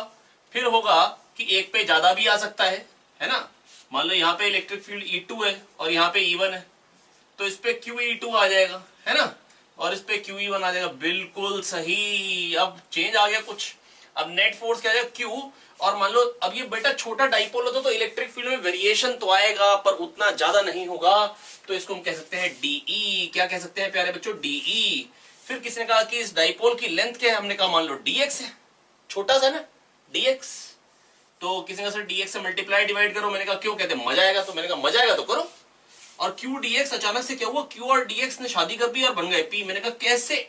तो कहते भैया देखो चार्ज इनटू बीच का सेपरेशन, इसको हम बोलते हैं डाइपोल मोमेंट। मैंने कहा वेरी गुड, बिल्कुल, बहुत बढ़िया बहुत बढ़िया। तो ये बन गया PdE/dx। शानदार।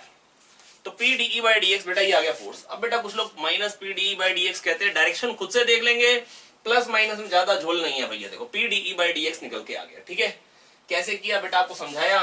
बेटा QE2 बेटा एक पे अलग आएगा, दूसरे पे अलग आएगा। फोर्स क्यों अलग आएगा? क्योंकि बेटा इलेक्ट्रिक फील्ड यूनिफॉर्म नहीं है ना, नॉन यूनिफॉर्म है। तो QE2 QE1 नेट फोर्स क्या हो गया? QE2 माइनस E1 को DE कह दिया, DX से मल्टीप्लाई डिवाइड किया। क्यों? क्योंकि मजा आएगा। बेसिकली QDF को शादी बनानी थी, ये बनना था PPDE/dx। तो फोर्स क्या आ गया? PDE/dx। बहुत शानदार। चलिए अगले क्वेश्चन पे अब चलेंगे। यहां पर बेटा क्वेश्चन क्या है? क्वेश्चन सिंपल सा, ये थ्योरी पार्ट उसका मैंने बता दिया जो यूज करने वाला हूं मैं क्वेश्चन में। और यहां पर बेटा ए डिस्टेंस पे डाइपोल है और फिर से मेरे को निकालनी है उस पे फोर्स। क्या निकालना है? फोर्स। चलिए ये निकालते हैं फोर्स। तो बेटा पहले तो हम ऐसा कर लेते हैं, ये लैम्डा चार्ज डेंसिटी की जो रॉड है मान लेते हैं एक्स पे। बेटा मेरे को तो PDE/dx करना है, तो पहले अगर मेरे को DE/dx करना है तो एक पर्टिकुलर पॉइंट पे इलेक्ट्रिक फील्ड नहीं, जनरल पॉइंट पे निकालूंगा तभी तो कर पाऊंगा। बिल्कुल सही बात है। तो भैया अगर मान लो एक्स पे कोई पॉइंट है, यहां पर फील्ड कैसे निकालेंगे? पहले हम क्या करेंगे, छोटा सा r पे छोटा सा dr ले लेंगे, ठीक है। अब ओहो ये dx नहीं है भैया, dr क्या कर रहा है भैया? थक गए ना भैया, देखो 17 क्वेश्चन पे आ गए, है ना, थकान हो जाती है। तो लैम्डा dr, ये छोटा सा चार्ज आ गया, वन लेंथ पे चार्ज लैम्डा है तो dr पे लैम्डा dr। बहुत शानदार। k dq/r²। बहुत बढ़िया। अब बेटा हमको इंटीग्रेट करनी है इलेक्ट्रिक फील्ड, तो कहां से लेके कहां तक? एक्स से लेके इनफाइनाइट तक। खत्म हो गया। बेटा इलेक्ट्रिक फील्ड तो निकालनी पड़ेगी ना। ये तो छोटे बेटा k dq/r² छोटे से पार्ट के कारण है, कहां से कहां तक लेने? एक्स से लेके इनफाइनाइट तक। टक टक टक। तो ये कितनी निकल के आ जाएगी प्यारे बच्चों? k लैम्डा, डायरेक्टली कहो तो आंसर लिख देता हूं, नहीं तो -1/r आ जाएगा। इंटीग्रेशन कैसे? बेटा r की पावर -2 + 1 अपॉन -2 + 1, तो -1/r। बहुत शानदार। x से लेके इनफाइनाइट तक इंटीग्रेट करेंगे तो क्या बन जाएगा? k λ/x। अब निकालना क्या था बेटा? PDE/dx या -PDE/dx, उससे कोई फर्क नहीं पड़ता, क्योंकि नेगेटिव चार्ज अगर पास में है तो उस पर फोर्स ज्यादा आएगा, प्लस चार्ज दूर है तो उस पर कम आएगा, तो नेट में फोर्स नेगेटिव x डायरेक्शन में आएगा। अब PDE/dx से मैग्नीट्यूड निकालो, तो magnitude of force PDE/dx, DE/dx क्या हो जाएगा? k λ/x²। नहीं आया? अरे अभी तो बताया था। नहीं आया भैया, ये x पे है, फिर x की वैल्यू a पुट कर लो। बस बेटा मैं आपको ये कह रहा हूं ना बेटा, अभी तो बताया था जो फोर्स होता है वो PDE/dx होता है। जो फोर्स होता है अभी तो बताया था प्यारे बच्चों, PDE/dx। बस वही यूज करना है। और यही आप केमिस्ट्री में भी पढ़ते हैं, अगर मैं आपको बताऊं। ऐसा नहीं कि ये मैं आपको पहली बार यहां पढ़ा रहा हूं, वहां पर भी आप पढ़ते हैं। Ion dipole interaction, ion induced dipole interaction, वहां पर भी आप ये सब चीजें पढ़ते हैं, है ना। लेकिन वहां पर आप लोग डिराइव नहीं करते, वहां पर आप लोग बस मतलब एक कॉन्सेप्ट मालूम चल जाता है कि ऐसा होता है ना। वहां पर बेटा आप कहते हैं आयन डाइपोल इंटरेक्शन है, तो आयन की जो फील्ड होगी, ये आयन है, ये डाइपोल है ना। तो आयन डाइपोल इंटरेक्शन वहां पे भी आप पढ़ते हो। तो PDE/dx जब करते हैं तो इलेक्ट्रिक फील्ड जो होगी वो kq/x² होगी, है ना। तो DE/dx kq/x³। तो वहां पर फोर्स आता था इनवर्सली प्रोपोर्शनल टू x³। आप याद करिएगा, देखिएगा ध्यान से जाके, यही आता था, यहां से ही आता भैया। और वहां पर आप पढ़ते थे बस इतना बहुत करते थे, केमिस्ट्री का ज्ञान इतना बहुत है ना। वहां पर अच्छा पोटेंशियल एनर्जी किस फॉर्म की होगी? फिर आप बोलते थे 1/x²। क्यों? क्योंकि बेटा -du/dx फोर्स होता है, अगर फोर्स x³ में है तो पोटेंशियल एनर्जी 1/x² में ही होगी। यार क्या तो आ गया भैया, है ना। ऐसा आप सारे डिराइव कर सकते हैं। वैसे यहाँ पे जो भी आप चीजें वहां पे पढ़ते थे वो सब यहाँ पे डिराइव हो सकती हैं, ठीक है। चलिए जो भी करना चाहे, मतलब वैसे अपने काम की चीज नहीं। चलिए एक और कर देते हैं, ion induced dipole interaction. Ion charge हो गया, इंड्यूस्ड डाइपोल मतलब न्यूट्रल मॉलिक्यूल है। अब क्या होगा बेटा? इसका इलेक्ट्रॉन क्लाउड खींचा चला आएगा इधर को, कुछ यही पढ़ते हैं ना वहां पे, आयन इंड्यूस्ड डाइपोल। ये बन गया आयन इंड्यूस्ड डाइपोल। अब बेटा PDE/dx ये निकालना है आपको, है ना। अब बेटा मैं आपको ये कह रहा हूं, डाइपोल मोमेंट कितना क्रिएट होगा? जितनी इलेक्ट्रिक फील्ड ज्यादा होगी उतना डाइपोल मोमेंट ज्यादा। तो P प्रोपोर्शनल टू E होगा, और है ना, और DE/dx P proportional to E होगा, दैट इज E क्या होगा? 1/x², kq/x²। तो P प्रोपोर्शनल टू 1/x², और DE/dx प्रोपोर्शनल टू क्या आएगा? 1/x³, है ना। तो PDE/dx जो फोर्स आएगा बेटा वो क्या आ जाएगा? 1/x⁵ के प्रोपोर्शनल। और पोटेंशियल एनर्जी क्या आ जाएगी? 1/x⁴। आई होप समझ में आ रहा होगा बेटा। वैसे ना ये अपने काम की ज्यादा चीजें थी नहीं, मैंने आपको बता दी। वहां पर जो आप थोड़ा सा मतलब अपने केमिस्ट्री में अपने याद कर लेते हैं ना, ये आप समझ सकते हैं फिजिक्स में, है ना, डाइपोल की शक्ति, है ना, फिजिक्स की शक्ति। चलिए आगे बढ़ते हैं बच्चों। बेटा बेसिकली मैं आपको यही बताना चाहता, P D E by d x होता है, इसी से सारा चीजों का जन्म होता है ना, P D E by d x. Simple. अगर बेटा आयन है ना, मैं क्या कहना चाह रहा हूं, अगर आयन है और डाइपोल इंड्यूस कर रहा है ना, तो बेटा क्या होगा, डाइपोल जब इंड्यूस होता है तो बेटा वहां पर होता क्या, पी प्रोपोर्शनल टू ई होता है, ठीक है, और इलेक्ट्रिक फील्ड होती है बेटा 1/x² के प्रोपोर्शनल में, है ना, और डीई बाई डी एक्स फिर किसके प्रोपोर्शनल में आ जाएगा, इलेक्ट्रिक फील्ड 1/x² में, तो d E by d x proportional to 1/x³ आ जाएगा, है ना, तो 1/x⁵, तो पोटेंशियल एनर्जी का 1/x⁴। और अगर डाइपोल इंड्यूस डाइपोल होता, अगर ये होता डाइपोल और यहां पर इंड्यूस डाइपोल करता, तो बेटा यहां पर क्या था, P DE by d x. सोचिए जरा, फोर्स जो आएगा वो किसके प्रोपोर्शनल में आएगा, पी प्रोपोर्शनल टू ई, और इलेक्ट्रिक फील्ड डाइपोल की होती है 2kp/r³, तो P proportional to E, E proportional to 1/r³, तो डीई बाई डी आर कह लो या डीई बाई डी एक्स। अच्छा अगर 1 तो डीई बाई डी आर कह लो इसको, p DE by D r, तो d E by D r proportional to 1/r⁴। तो क्या बन जाएगा प्यारे बच्चों, 1/r⁵। क्या बन जाएगा प्यारे बच्चों, 1/r⁵, है ना, डीई बाई डी आर क्या बन जाएगा, 1/r⁴। पी क्या है, proportional to E, E proportional to 1/r³, तो P DE by D R क्या बन जाएगा, पी 1/r³, ये 1/r⁵। तो फोर्स प्रोपोर्शनल टू 1/r⁷ आ जाएगा डाइपोल इंड्यूस डाइपोल इंटरेक्शन में।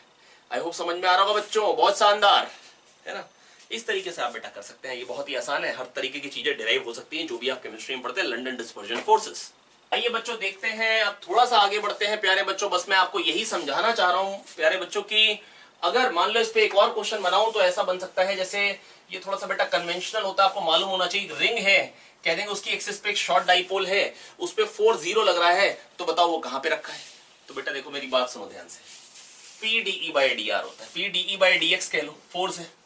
अब बेटा 0 का मतलब क्या हुआ, कि डीई बाई डी एक्स 0। अब डीई बाई डी एक्स 0 मतलब ई मैक्सिमम, और ई मैक्सिमम कहां होती है प्यारे बच्चों, r/√2 पे। और अगर उससे इधर होगा तो फिर क्या होगा, माइनस इधर, प्लस पे फोर्स ज्यादा, माइनस पे फील्ड का में फोर्स कम होगा, तो नेट में रिपल्शन आ जाएगा। लेकिन यहां होगा तो क्या हो जाएगा, फिर अगर ये पॉजिटिवली चार्ज देंगे, ये मैं मान रहा हूं, तो यहां पे फील्ड ज्यादा और यहां पे कम है, तो नेट में क्या आ जाएगा बेटा, अब रिपल्शन कम हो जाएगा, नेट में अट्रैक्शन आ जाएगा।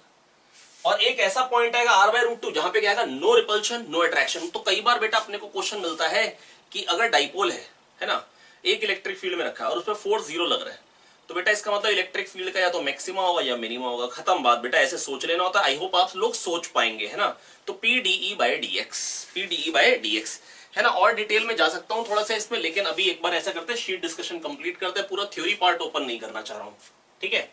अब ये 45 है, तो बेटा मतलब मैं इंपॉर्टेंट थ्योरी सारी बता रहा हूं, है ना, मतलब बियॉन्ड नहीं जा रहा हूं थोड़ा ज्यादा। अब ये P है तो इसके दो कंपोनेंट आएंगे, P cos 45, ये 45 डिग्री एंगल पे, ठीक है, तो P/√2 और P/√2, तो इसको हटाएं, दो डाइपोल ले लेते हैं, फिर इसको हटा के P/√2 और P/√2। अब इसकी ये इक्वेटोरियल पोजीशन है, तो इक्वेटोरियल पोजीशन पे जो फील्ड आती है वो डाइपोल मोमेंट से अपोजिट डायरेक्शन में आती है। क्यों, ये माइनस ये प्लस, यहां पर अगर +1 चार्ज होगा तो ये क्या चल हट, और ये क्या आ जा, तो नेट किधर को आ जाएगी बेटा, फील्ड इधर को, डाइपोल मोमेंट से अपोजिट डायरेक्शन, डाइपोल मोमेंट से अपोजिट डायरेक्शन, ठीक है। ये 0, y मिटोने का मन कर रहा है, जोर से कर दिया, मिटो दिया, very good. kp/√2 upon y³ बेटा kp/r³ होती है इक्वेटोरियल में, और एक्सियल में क्या होती है 2kp/r³, और डाइपोल मोमेंट के डायरेक्शन में होती है, क्या हो जाएगी 2kp/√2 अपॉन y³। अब बेटा ये -i कैप और -j कैप में आंसर आ रहा है, समझ में आ गया होगा। अच्छा चलिए लिख लेते हैं, अगर मन नहीं मान रहा है तो हम लिखते हैं, तो क्या आएगा बेटा, kp/√2 sorry upon y³ negative i cap plus 2kp/√2, या √2 को ऊपर ले जाइए आप चाहे तो, है ना, यहाँ पे ले जाइए, 2/√2 को √2 बाय y³ j कैप, अरे यहाँ तो माइनस आना था, लो आ गया, कहाँ है माइनस, ये रहा माइनस भैया, आ गया समझ में। तो बेटा एक्सियल पोजीशन में 2kp/r³ डाइपोल मोमेंट के डायरेक्शन में, इक्वेटोरियल पोजीशन में, डाइपोल मोमेंट से अपोजिट डायरेक्शन में। आई होप मैं आपको समझा पाया हूं। चलिए अगले क्वेश्चन पे चलते हैं, इसको नोट करने के बाद देखते हैं क्वेश्चन नंबर 19। देखिए बहुत ही सिंपल क्वेश्चन है, सिंपल सादा क्वेश्चन है बेटा। कह रहे हैं सिग्मा ए इस पे चार्ज, इस पे -2 सिग्मा ए चार्ज है, पर आंसर की में थोड़ा सा झोला, बड़ा अजीब तरीके से लिखा हुआ आंसर, वो आपको भी समझ में नहीं आ रहा है, मेरे को भी नहीं आ रहा है। बहुत बढ़िया। अब इसमें देख लेते हैं बेटा, समझेंगे कैसे, है ना बेटा। इलेक्ट्रिक फील्ड, एक तो एक्सटर्नल इलेक्ट्रिक फील्ड इधर को है, सिग्मा इस पे चार्ज है -2 सिग्मा ए। हमसे पूछा है अलग अलग सरफेसेस पे या तो चार्ज पूछा है या चार्ज डेंसिटी पूछी है। एक बार बताता हूं देख के, आपसे पूछी है अलग अलग सरफेस पे चार्ज डेंसिटी। तो चार्ज पर यूनिट एरिया निकालो या चार्ज निकालो, क्या ही फर्क पड़ता है ना। चलिए आइए करते हैं। तो सबसे पहली बात बेटा, यहाँ इलेक्ट्रिक फील्ड क्या होगी, कंडक्टर प्लेट, कंडक्टिंग प्लेट है। कंडक्टर के अंदर क्या होती है, 0। तो अगर मैं एक ऐसा गॉसियन सरफेस ले लूं तो E.ds का समेशन क्या आएगा, 0। थ्योरी पार्ट में भी आया था, मनीष सेवता सर ने बेटा लेक्चर लिया था, आपको पक्का दिखा होगा, है ना। तो E.ds का समेशन 0 है ना। और जो लोग मेरे से पढ़े तो बेटा आपने देखा होगा बेटा क्लास में भी E.ds का समेशन 0 हुआ था, क्योंकि इलेक्ट्रिक फील्ड जो भी आएगी कंडक्टिंग प्लेट के कारण वो कंडक्टर प्लेट से परपेंडिकुलर होंगी और एक्सटर्नल वाली भी इधर को है। तो E.ds का समेशन इस पार्ट के लिए इसलिए 0 क्योंकि एरिया वेक्टर ऊपर नीचे है ना। और इसमें इसलिए 0 क्योंकि E 0 है। हालांकि दो पार्ट और भी, ये क्यूब है वैसे एक, है ना, लेकिन दो पार्ट और भी है, लेकिन वो भी वही बात रहेगी। जैसे यहाँ पर एरिया वेक्टर इधर को, वैसे ही पूरा क्यूब बनता है, इसका एरिया वेक्टर बाहर को होगा, इलेक्ट्रिक फील्ड इधर को। आप समझ पा रहे होंगे शायद, है ना। ठीक है, तो E.A 0 आ रहा है। अगर थोड़ा सा दिक्कत लग रही मैं कौन सा सरफेस की बात कर रहा हूं, तो ये रहा फिगर आपके सामने, एक बार देख लीजिए। खटाक से दिख गया, दिख गया, बहुत बढ़िया। हाँ आइए स्टार्ट करते। तो बेटा मतलब बेसिकली ये वाला फेस और ये वाला फेस तो एक जैसी बात हो गई ना यार, है ना। इसी को आप मोड़ के देख लो प्लेट को, बस ऐसा कह लीजिए। तो चलिए बेटा मैं बस आपको ये समझाना चाह रहा हूं कि E.ds का समेशन 0, तो चार्ज एनक्लोज 0। तो इस पे अगर किसी एक साइड पे अगर पॉजिटिव आएगा, है ना, मान लो यहाँ पॉजिटिव आया और Q आया, तो यहाँ पे क्या आएगा, नेगेटिव Q। अब टोटल चार्ज क्या होना चाहिए, सिग्मा ए। तो सिग्मा ए माइनस Q इधर आएगा, बहुत बढ़िया। और इधर क्या आएगा, -Q इधर आ गया, तो इधर क्या आएगा, Q -2 सिग्मा ए। आई होप मैं आपको समझा पाए बेटा, कोई खास बड़ी बात नहीं, टोटल तो -2 सिग्मा ए। अब किसी भी कंडक्टर के अंदर नेट फील्ड क्या होती है, 0। Q के कारण जितनी उधर आएगी, -Q के कारण, इस वाले -Q के कारण उतनी इधर, कैंसिल। सिग्मा ए -Q के कारण उधर, sigma A -Q/2a epsilon not. बेटा चार्ज पर यूनिट एरिया होता है sigma, charge upon area sigma, सिग्मा/2 एप्सिलॉन नॉट फील्ड इसके कारण इसके अंदर। और इलेक्ट्रिक फील्ड तो E एक एक्सटर्नल लगाई रखी उधर को, वो भी E उधर को, और इसके कारण इधर को फील्ड आ जाएगी और तभी नेट 0 पाएगी। Q -2 sigma a by 2a epsilon naught. I hope बच्चों समझ में आ गया होगा। यहां से आपको Q निकालना है, Q आ गया तो Q अपॉन ए से चार्ज डेंसिटी आ गई, इस पे उतनी नेगेटिव चार्ज डेंसिटी होगी, इस पे सिग्मा ए -Q में Q की वैल्यू पुट कर दो, फिर अपॉन ए कर लो। आई होप आप लोग कर पाएंगे बेटा, बहुत ही सिंपल है। कॉन्सेप्ट क्या था, एक तो जितना इस पे पॉजिटिव उतना इस पे नेगेटिव, ऐसी चीजें आप सीख चुके थे, है ना। और बेटा सिग्मा ए -Q, उस पे टोटल चार्ज तो वही रहेगा, एक Q ही अननोन। इस पे -2 सिग्मा है तो सिग्मा Q -2 सिग्मा है यहाँ पे, ताकि टोटल -2 सिग्मा ए आ जाए। अब बेटा कंडक्टर के अंदर फील्ड क्या आएगी, इस Q के कारण और -Q के कारण कैंसिल हो जाएगी। सिग्मा ए -Q के कारण sigma A -Q upon 2a epsilon not उधर को ब्रर, और E तो उधर को ही ब्रर, और इसके कारण Q -2 sigma a upon 2a epsilon not उधर। बस बेटा 2a एप्सिलॉन नॉट से या तो आप मल्टीप्लाई कर लीजिए। अब बेटा स्मॉल q निकालना है ना, इसको उधर ले जाइए। 2q is equal to 2 sigma a plus sigma a, 3 sigma ए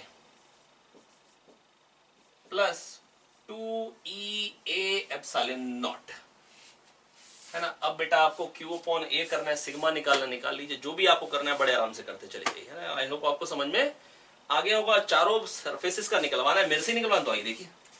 तो Q अपॉन A, ये Q अपॉन A की वैल्यू आ गई, ठीक है। किस सरफेस पे, इस पे, उस पे उतनी नेगेटिव चार्ज डेंसिटी हो गई, ठीक है, हो गया। इस पे निकालनी सिग्मा ए -Q। चलिए भैया सिग्मा ए -Q भी आप मेरे से ही करवाने वाले हैं। बहुत शानदार, बहुत शानदार, खाली बैठे रहेंगे, देखते रहिए बस आनंद में। तो सिग्मा ए -Q, है ना, कोई दिक्कत की बात नहीं बेटा, लेकिन आप लोग ना अपने हाथ से करेंगे तो ज्यादा बेटर रहेगा, नहीं तो सो जाएंगे, है ना। जागेंगे, बढ़िया करके पढ़ेंगे बेटा, तभी समझ पाएंगे, तभी मजा भी आएगा, नहीं तो बेटा खाली बैठो कोई आनंद नहीं है। आइए देखते हैं, सिग्मा ए -Q की वैल्यू निकाल लेते, अपॉन ए भी करना है। तो Q/A तो यही रहा, सिग्मा ए, ये भी ए कट गया, तो सिग्मा -3 सिग्मा -2 सिग्मा हो गया, -2e epsilon naught, oh I am sorry ये 2 भी तो था, sigma a upon a, minus q by a करूंगा तो यहाँ पे 2 भी तो आएगा इस पे, इधर 2 सिग्मा, ये माइनस सिग्मा आएगा, sorry minus sigma -2e epsilon naught by 2, ये आ जाएगा बेटा इस सरफेस पे। अब उस पे निकालने के लिए क्यू -2 सिग्मा है, खुद से कर लेंगे, है ना, इतना बहुत है ना। चलिए अगले क्वेश्चन पे चलते हैं, बाकी कैलकुलेशन खुद भी करेंगे ना यार, कैलकुलेशन थोड़ा सा कर लेंगे बच्चों, है ना, मैंने कोशिश करी आपको थोड़ी सी दिखा दी कैलकुलेशन, है ना। अगर फिर भी आपको तसल्ली ना हो तो एक बार कमेंट कर देंगे, या तो एक बार शॉर्टकट में ये देखिए सॉल्यूशन आपके सामने पूरी कैलकुलेशन के साथ नोट कर लेंगे या स्क्रीनशॉट ले लेंगे, ठीक है, जैसा आपको ठीक लगे। चलिए बच्चों आगे बढ़ते हैं, आपके पास सॉल्यूशन है, आप नोट करते रहिए, ठीक है, नोट कर लेंगे बेटा आप लोग सॉल्यूशन, ठीक है। अरे आपसे कह रहा हूं नोट करो भाई, नोट करो, शाबाश शाबाश, बहुत बढ़िया। चलिए आगे बढ़ते हैं, क्वेश्चन नंबर 20। सी पे मेरे से पूछ रहे हैं इंड्यूस चार्ज के कारण इलेक्ट्रिक फील्ड, ये क्यूब के सेंटर से डी डिस्टेंस पे एक चार्ज क्यू है, तो सी पे इलेक्ट्रिक फील्ड या तो इसके कारण होगी या इंड्यूस के कारण, टोटल 0 होनी चाहिए, तो होगी तो के Q by D square he induce charge के कारण, और होगी किधर को, जितनी इसके कारण इधर है क्यू चार्ज के कारण, उतनी इंड्यूस चार्ज के कारण इधर होगी। अरे कह दो आया भैया, हो गया। तो 20 क्वेश्चंस मैंने आपको करा दिए हैं, अब बचे हैं 3 क्वेश्चन। चलिए आइए फटाफट से तीनों क्वेश्चन निपटाए जाएं। Question number 21, two thin conducting shells of radii r and 3r are shown in figure. The outer shell carries a charge plus q and inner shell is neutral. आप भी पढ़ लो यार, है ना। The inner shell is earthed with the help of switches. Find the charge attained by the inner shell. Inner shell पे charge कितना आएगा, small q, ठीक है, ये करते हैं। इस पे कितना है बेटा, बाहर वाले पे कैपिटल क्यू, है ना, बड़े वाले पे कैपिटल क्यू, तो छोटे वाले पे स्मॉल क्यू तो आएगा भाई, नहीं आया, ओके, आर कर दी अर्थिंग। अब बेटा अर्थिंग कर दी तो बेटा पोटेंशियल क्या हो जाएगा बेटा, अर्थ के पोटेंशियल के बराबर कह लो 0, है ना, अर्थ का हम पोटेंशियल 0 एज्यूम करते हैं, ठीक है। तो इस पे चार्ज जो अर्थ से मान लो ये खींच लेगा, मैं जानता हूं कुछ नेगेटिव ही खींचेगा भाई, है ना, पर मैं तो भाई पॉजिटिव मानूंगा, अपने आप निकल जाएगा। अब बेटा इसकी सरफेस पे टोटल पोटेंशियल किसके कारण है, इसके कारण कितना आएगा, हॉलो स्फीयर के अंदर वही पोटेंशियल होता है जो हॉलो स्फीयर के कारण उसकी सरफेस पे होता है। बेटा हॉलो स्फीयर के बाहर इलेक्ट्रिक फील्ड पॉइंट चार्ज वाली होती है, क्योंकि चार्ज वही है क्यू, जो पॉइंट चार्ज पे, अगर चार्ज क्यू यहाँ पे सेंटर पे होता तो वही क्यू बाय एप्सिलॉन नॉट, वही फ्लक्स, तो वही फील्ड लाइंस पर यूनिट एरिया, इसलिए वही इलेक्ट्रिक फील्ड, और वही इलेक्ट्रिक फील्ड इसलिए वही पोटेंशियल बाहर इन्फिनिटी से लाने में वर्क भी वही होगा जब इलेक्ट्रिक फील्ड वही है, ठीक है। तो बेटा अब पोटेंशियल बाहर तो वही जैसे पॉइंट चार्ज, और अंदर क्या होगा बेटा, जो भी वर्क कर रहा है सरफेस तक लाने के लिए, मतलब जो के क्यू बाय आर आगे सरफेस से पोटेंशियल वही अंदर, क्योंकि अंदर तो फील्ड है ही नहीं, अंदर तो फील्ड है ही नहीं, जो हॉलोस्फीयर के कारण उसकी सरफेस पे पोटेंशियल होता है वही उसके कारण उसके अंदर पोटेंशियल होता है। बहुत शानदार। तो इसके कारण अंदर क्या आएगा, के क्यू बाय 3r, शानदार, और स्मॉल क्यू के कारण के क्यू बाय आर, बहुत शानदार, इक्वल टू 0। क्यू को निकालेंगे, कितना आ गया, -q/3, छाप लो, हो गया, ठीक है। नोट कर पाए ना, नोट कर लेंगे बेटा, समझने की कोशिश करें बेटा, अर्थ कर रखा है ना, टोटल पोटेंशियल को क्या किया बेटा, अर्थ के पोटेंशियल के बराबर कर दिया है कि नहीं, आगे ना यार, ठीक है। और अगर आपको मानना नहीं अर्थ, हम अर्थ पे हैं, मान लो यहाँ पे अर्थ है, धरती माता, अर्थ के कारण भी पोटेंशियल आएगा, अर्थ पे भी कुछ चार्ज है, तो वीई कर लो, प्लस वीई, अर्थ के पोटेंशियल के कारण पोटेंशियल, है ना, इक्वल टू वीई कर लो, है ना, और काट लो ऐसे, क्योंकि बेटा कनेक्टेड तो अर्थ से ही है ना, होगा तो अर्थ के पोटेंशियल के बराबर ही, अर्थ के कारण पोटेंशियल है, अर्थ के कारण उसकी सरफेस पे जो पोटेंशियल है, और अर्थ के कारण यहाँ जो पोटेंशियल है, कर तो धरती माता पे ही रहे, बहुत ऊपर तो गए नहीं, जैसे यहाँ पे स्मॉल जी की वैल्यू और यहाँ पे स्मॉल जी की वैल्यू सेम है, तो अर्थ के कारण अर्थ पे जो पोटेंशियल है वीई, और ये मान लो थोड़ा सा ऊपर तो भी वीई यार, है ना। तो अगर ऐसे करना तो कर लो, क्योंकि पोटेंशियल डिफरेंस अर्थ से तो 0 होगा ना, तभी तो करंट नहीं होगा ना यार। पर बेटर वही है ना, आप ऐसे करें, के क्यू बाय 3r, है ना, इसके कारण इसके ऊपर पोटेंशियल, प्लस के क्यू बाय आर, इसके कारण इस पे पोटेंशियल 0 करो, ठाए, हो गया, है ना। कंफ्यूज आएंगे ना भैया, देखो कभी कभी ना बुक्स में अलग तरीके से दिया होता, तो मैं कोशिश कर रहा हूँ, कवर कर रहा हूँ कि अगर ऐसा ना हो कि अगर आप कहीं और से पढ़े हैं, अलग तरीके से पढ़े हैं, तो भी मैं आपको समझा पाऊं बात, है ना। चलिए अगले क्वेश्चन पे चलते हैं, लेकिन इसको छाप लेंगे पहले। बहुत शानदार, ये बहुत ही खतरनाक जानलेवा क्वेश्चन है अब आपके सामने। चलिए ये फटाफट से इस क्वेश्चन को करते हैं प्यारे बच्चों। बहुत ही सिंपल मक्खन क्वेश्चन है। ये देखें बेटा, पहले क्या किया बेटा, ए बी सी तीन स्फीयर्स है, 6q - 3q, 0 चार्ज है, ठीक है। अब बेटा हमने क्या किया, ए और बी को टच किया, ठीक है। अब 6q - 3q, टोटल कितना हो गया 3q, तो बराबर बराबर बढ़ जाएगा 3q/2 और 3q/2। शानदार, क्योंकि बेटा बराबर बराबर है ना, चार्ज वो साइज भी बराबर है, आइडेंटिकल है, तो बराबर बटेंगे, ठीक है। अब 3q/2 इस पे आ गया, है ना, 3q/2 इस पे आ गया, और इस पे तो अभी भी 0 है।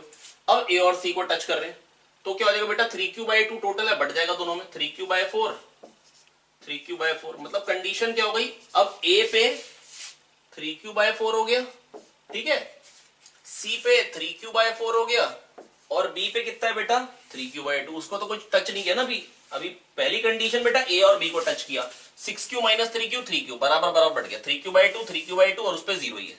फिर ए सी को टच किया, 3q/4, बी पे अब 3q/2 ही है। बहुत शानदार, ठीक है भाई। अब बीसी को टच कर रहे हैं, इस पे कितना हो जाएगा 6/4, 9/4, तो 9/8, 9q/8 बेटा, ये 9 है और ये q है ना। थोड़ी अपनी राइटिंग थोड़ा सा ना, मतलब आप समझ ना, हाथ पांव तंग है। 9 ये q, देखो ऐसे पुच्छल निकला है ना बेटा। 3q/2 + 3q/4 कर लेते हो ना मन मन में, 2 से मल्टीप्लाई डिवाइड करो, 6q/4, 3q/4, 9q/4, तो आधा आधा कर दो, 9q/8, 9q/8। शानदार, है ना। और इस पे तो वही का वही है 3q/4, तो कह रहे फाइनल चार्ज बताओ, 3q/4, 9q/8। कितना सिंपल है भाई, तो मक्खन था क्वेश्चन। क्या था, मक्खन। ऐसे क्वेश्चन बेटा बहुत आसान होते हैं, आप लोग आसानी से कर पाते हैं, मैं जानता हूं, है ना। पर ऐसा क्वेश्चन बेटा मैंने एफएसटी में कराया था, और ये रही वीडियो उस क्वेश्चन की, आपके सामने देख लीजिए और उस क्वेश्चन को भी कर लीजिए, ठीक है। ये बेटा क्वेश्चन नंबर 11 है। आप चाहे तो लैंग्वेज पढ़ सकते हैं स्क्रीन को पॉज करके, मैं आपको डायरेक्टली पूरा का पूरा क्वेश्चन एक्सप्लेन कर देता हूं कि क्वेश्चन क्या है। पहले क्वेश्चन ये है बेटा, एक स्फीयर है बी, एक स्फीयर है सी और एक स्फीयर है ए। बेटा बी पे जो चार्ज है वो क्यू है, सी पे जो चार्ज है वो क्यू है, ए पे जो बेटा चार्ज है वो 0 है, ए न्यूट्रल है, ए पे 0 चार्ज है ना बेटा। अब बेटा मेरे को कहा गया है, हमने क्या किया, ए और बी को टच किया, सब बराबर रेडियस के, तो बेटा क्या होगा, चार्ज इक्वली डिस्ट्रीब्यूट हो जाएगा, q/2। फिर हमने क्या किया, ए को उठा के सी से टच किया, ये दिखा रखा है। अब क्या हो जाएगा, q और q/2, टोटल कितना हो गया 3q/2, फिर से आधा आधा डिस्ट्रीब्यूट हो जाएगा, 3q/4 और 3q/4। और ये कितना है बेटा, b पे तो q/2 हो ही चुका था, अब पूछ रहे b और c में अब फोर्स कितना हो जाएगा। पहले b और c में फोर्स F था, अब कितना हो गया, पहले और b और c में जो फोर्स था दैट वाज 1/4πε0 q/r²। अब कितना हो गया बेटा, अब b और c में जो फोर्स हो जाएगा वो क्या हो जाएगा, q/2 × 3q/4, q/1/4πε0 q/2 × 3q/4/r², तो 3/4 × 1/2 एक्स्ट्रा आ गया, 3/8f हो गया। अगर पहले f था, now it will be 3/8f। आइए अगले क्वेश्चन पे चलेंगे। आइए देखिए, ये बात खत्म हो चुकी है, आखिरी क्वेश्चन के साथ अब हम आपके साथ हैं, फिर आप आराम से सो सकते हैं ना। किस किस को कोसिए, किस किस को रोइए, आराम बड़ी चीज है, मुंह ढक के सोइए, ठीक है। तो लेकिन ये वाला क्वेश्चन देख लेंगे, उसके बाद मुंह ढक के सो जाएंगे। प्यारे बच्चों आइए देखते हैं। तो बच्चों बेटा यहाँ पर इस पे चार्ज q1 है, कह रहे हैं इस पे क्या चार्ज दें ताकि अंदर वाले स्फीयर का पोटेंशियल 0 हो जाए। कितना हो जाए, 0। आइए करते हैं। तो बेटा क्यों देंगे इस पे, क्योंकि छोटे वाले पे q1 है, बड़े वाले पे q। अभी बताया पिछले वाले क्वेश्चन में, छोटे पे छोटा चार्ज, बड़े पे बड़ा चार्ज। अच्छा मजाक कर रहे हैं, आइए देखते हैं प्यारे बच्चों। तो बेटा इस पे पोटेंशियल इसके कारण क्या आएगा, kq/b, जो इसके कारण इसकी सरफेस पे होता है वही इसके कारण इसके अंदर होता है। और q1 के कारण क्या आएगा, kq1/a = 0। शानदार, है ना। यहां से आप क्या कर सकते हैं, q निकाल सकते हैं, क्या आ जाएगा, -bq1/a, ठीक है। उसके बाद पूछा है कि चार्ज कैसे वेरी करेगा अंदर और बाहर। तो बेटा अगर r डिस्टेंस, मतलब अगर सपोज कर लो, है ना, आंसर भी इसी फॉर्म में गिवन है तो वैसा ही बता रहा हूं, r <= a में अगर बताना हो तो इसके कारण मैं इसको कैपिटल Q की फॉर्म में लिख दूं या ऐसा लिखूं, कैपिटल Q की वैल्यू अपने आप पुट कर लेंगे, ठीक है। या चलिए मैं ही कर देता हूं, K इसके कारण इसके अंदर पोटेंशियल क्या होगा, होलो स्फीयर के कारण उसके अंदर वही होता है जो उसके कारण उसकी सरफेस पे होता है, K minus b q one by a, ये k capital q bye B, ये इसके कारण इसके अंदर आ गया पोटेंशियल। बिल्कुल सही बात है, बिल्कुल सही बात है या नहीं है? और इसके कारण इसके अंदर क्या आएगा, के क्यू वन बाय ए।